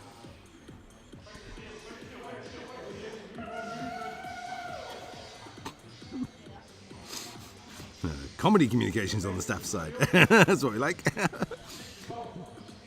Comms are good, comedy comms are even better. 1 point apiece, 2-1. Jade Dragons a single point lead here after 30 seconds played.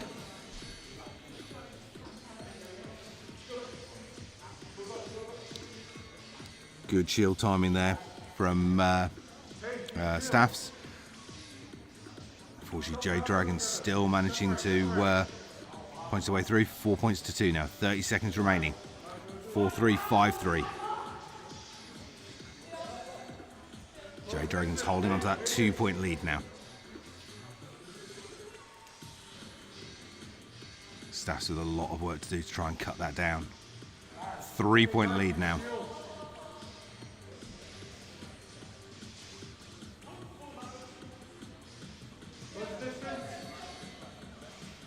Three, 2, 1, 8-3. Salford Jade Dragons take game 4. So that is guaranteed 3rd place now for Salford Jade Dragons. They've got to win the next 3 if they want to steal that 2nd place from Northampton.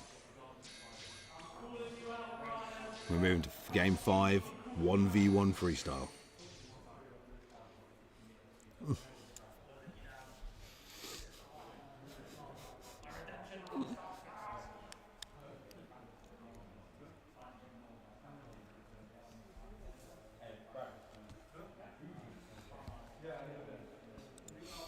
So game 5, 1v1. So this is definitely a game mode where we can get some sort of, real, necessarily unexpected results.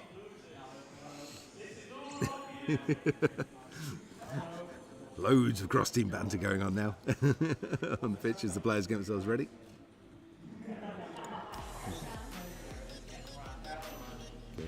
Players just get themselves, as I said, just rigged, ready, and good to go.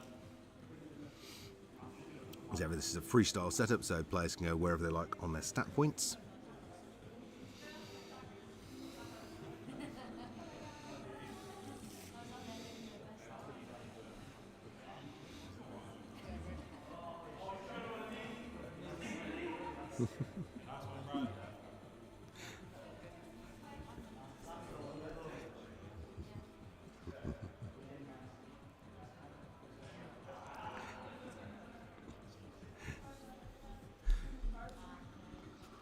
Two players who take the court, known each other for quite a long time. So there's a lot of interesting banter, bouncing both ways at the moment.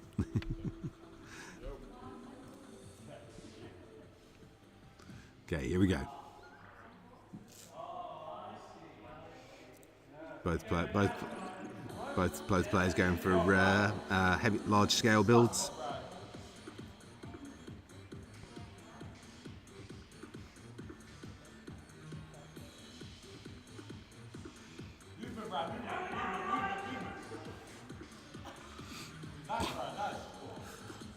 Both players taking clips, no points on the board yet though. First point into for Staffs. Immediate response there from Salford. 1 point apiece. 30 seconds played.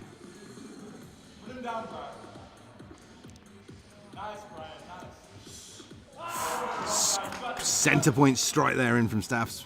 2-1 now. 3-1.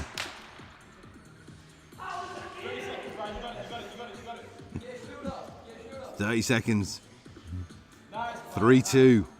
Only a single life marker on the Salford player though. 4-2. 20 seconds.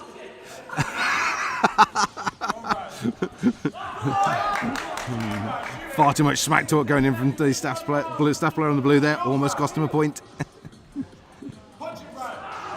6-2. It's a dominating win from Staffs.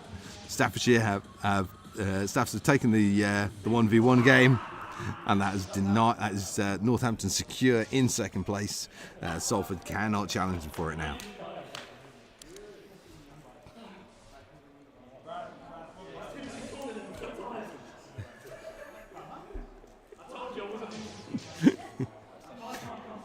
Fantastic play there from Staffordshire Misfits. Taking game 5 there, 7 points to 2.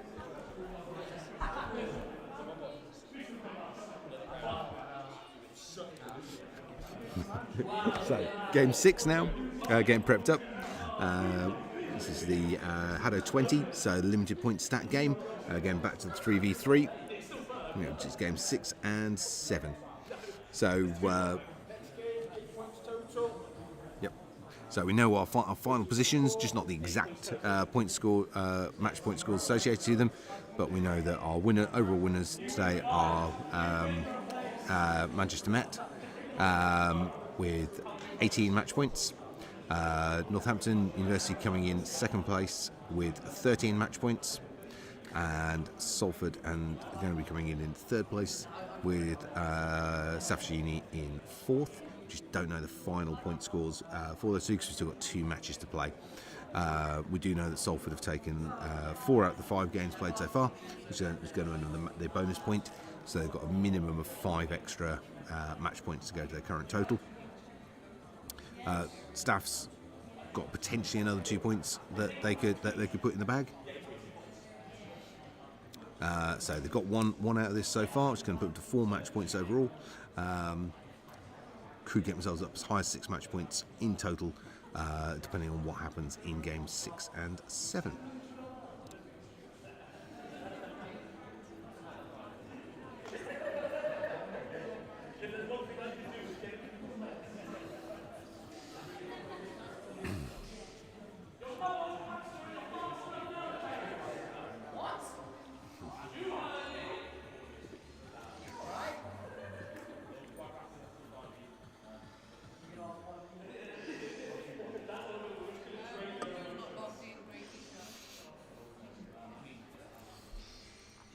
Okay, just waiting for the players to get themselves logged and ready. So everyone's in and good. Here we go. Game 6, match 6.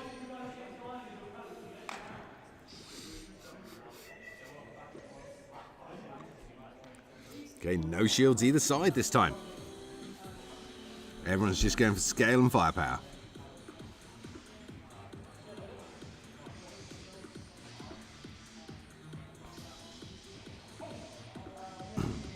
Be interesting to see the shift as we've gone through the course of this tournament, away from the shields obsession from the teams. Now it's all about shot scale.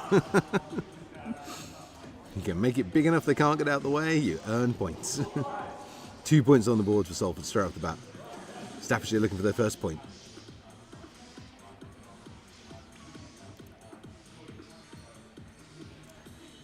It's 2 points, nothing at the halfway mark.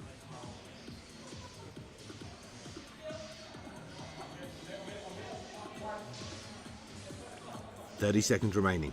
Staff's still looking to get that first point. 2-1. 3-1. Salford answering straight back there. 4-1. 15 seconds. 2 points in it. Back to 3-point lead now. 10 seconds remaining. 5 seconds. 3, 2, 1.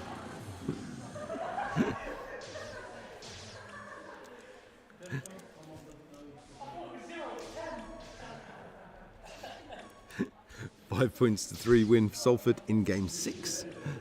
We got our 7th and final game of this match and tournament coming up in just a minute.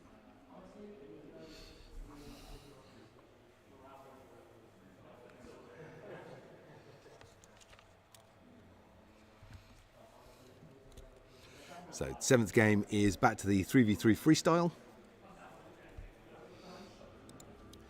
So again, be interesting to see what they choose to go with on this.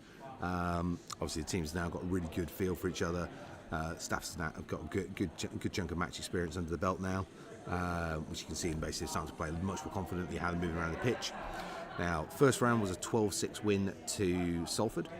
So this will give us an idea of basically how much Stafford have really learned as they've worked through this and what they've picked up, what they've picked up in terms of gameplay tactics, ideas, and any weak spots they've spotted in the Jade Dragons tactics.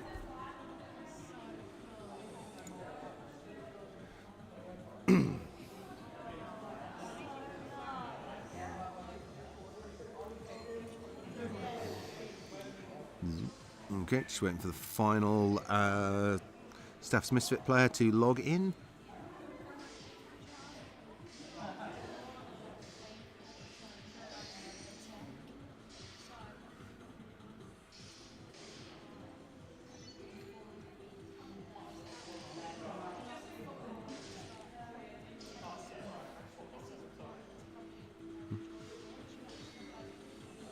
Here we go then, guys. So all players logged in. Final 80 seconds. Here we go.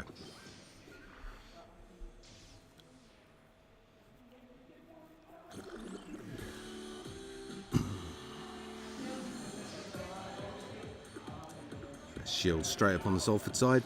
Buys us a little bit of time. Low charge rates on their sides, but big scale both sides. If you're watching this, for those in the know, there is a reason why the most recent update to HADO has been dubbed as the Kato update.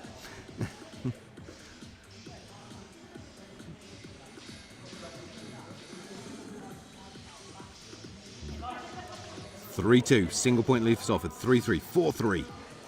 Nice return, both sides. Coming at the halfway mark, Salford with a 2-point lead. 3-point lead now. Can Staffs try and deny them at least this final game? 30 seconds. Staffs 4 points down here.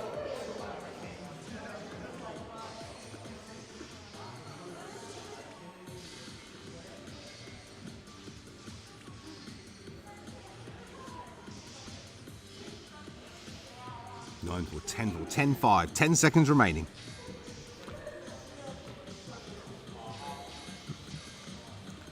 Great little flurry to finish off there from Staffs, but unfortunately too little too late. That is 11 points to 6. However, from Northampton's perspective, Staffs did everything they needed to do. They took that 1v1 game. That was enough to hold Salford off from that second place position. So that is a 6-1 win for Salford. So 6 plus the bonus point, 7 points added to their match total.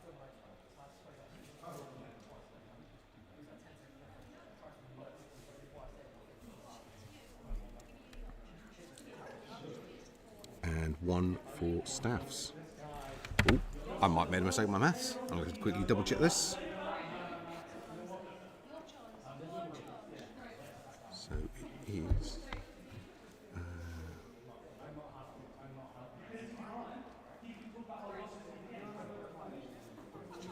48.04.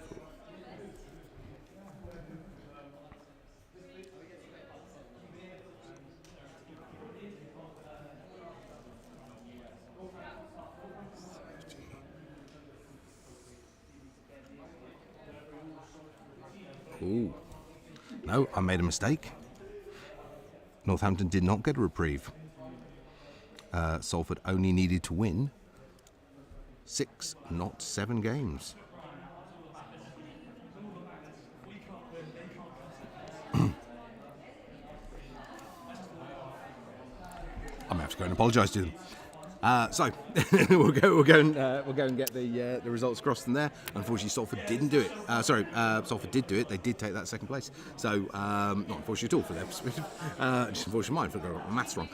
But so thank you very much for being with us. Hope you really enjoyed the matches. There's some really great gameplay here. Said our winners though with 18 match points and undisputedly so and very deservedly so are the MMU Frog team. So hopefully we're going to see them back soon to defend that and go forward into future university championships. If you are at uni or involved with the university in any way and you'd like to be part of this going forward, please drop us a message. We can get involved with the match organisers and get teams from your universities up here and into the matches. Or not actually up here, but we can be at different venues. But we'll be bounced around the country doing this. It's all being organised and centralised by Salford University. So if you've already got contacts there, you can talk to those guys direct or come through us and we'll put you into the conversation. Really hope you enjoyed watching the matches. If you haven't already subscribed, please click the button and obviously stay with us for future tournaments and matches for HADO. thank you very much, guys. Thank you for being with us. And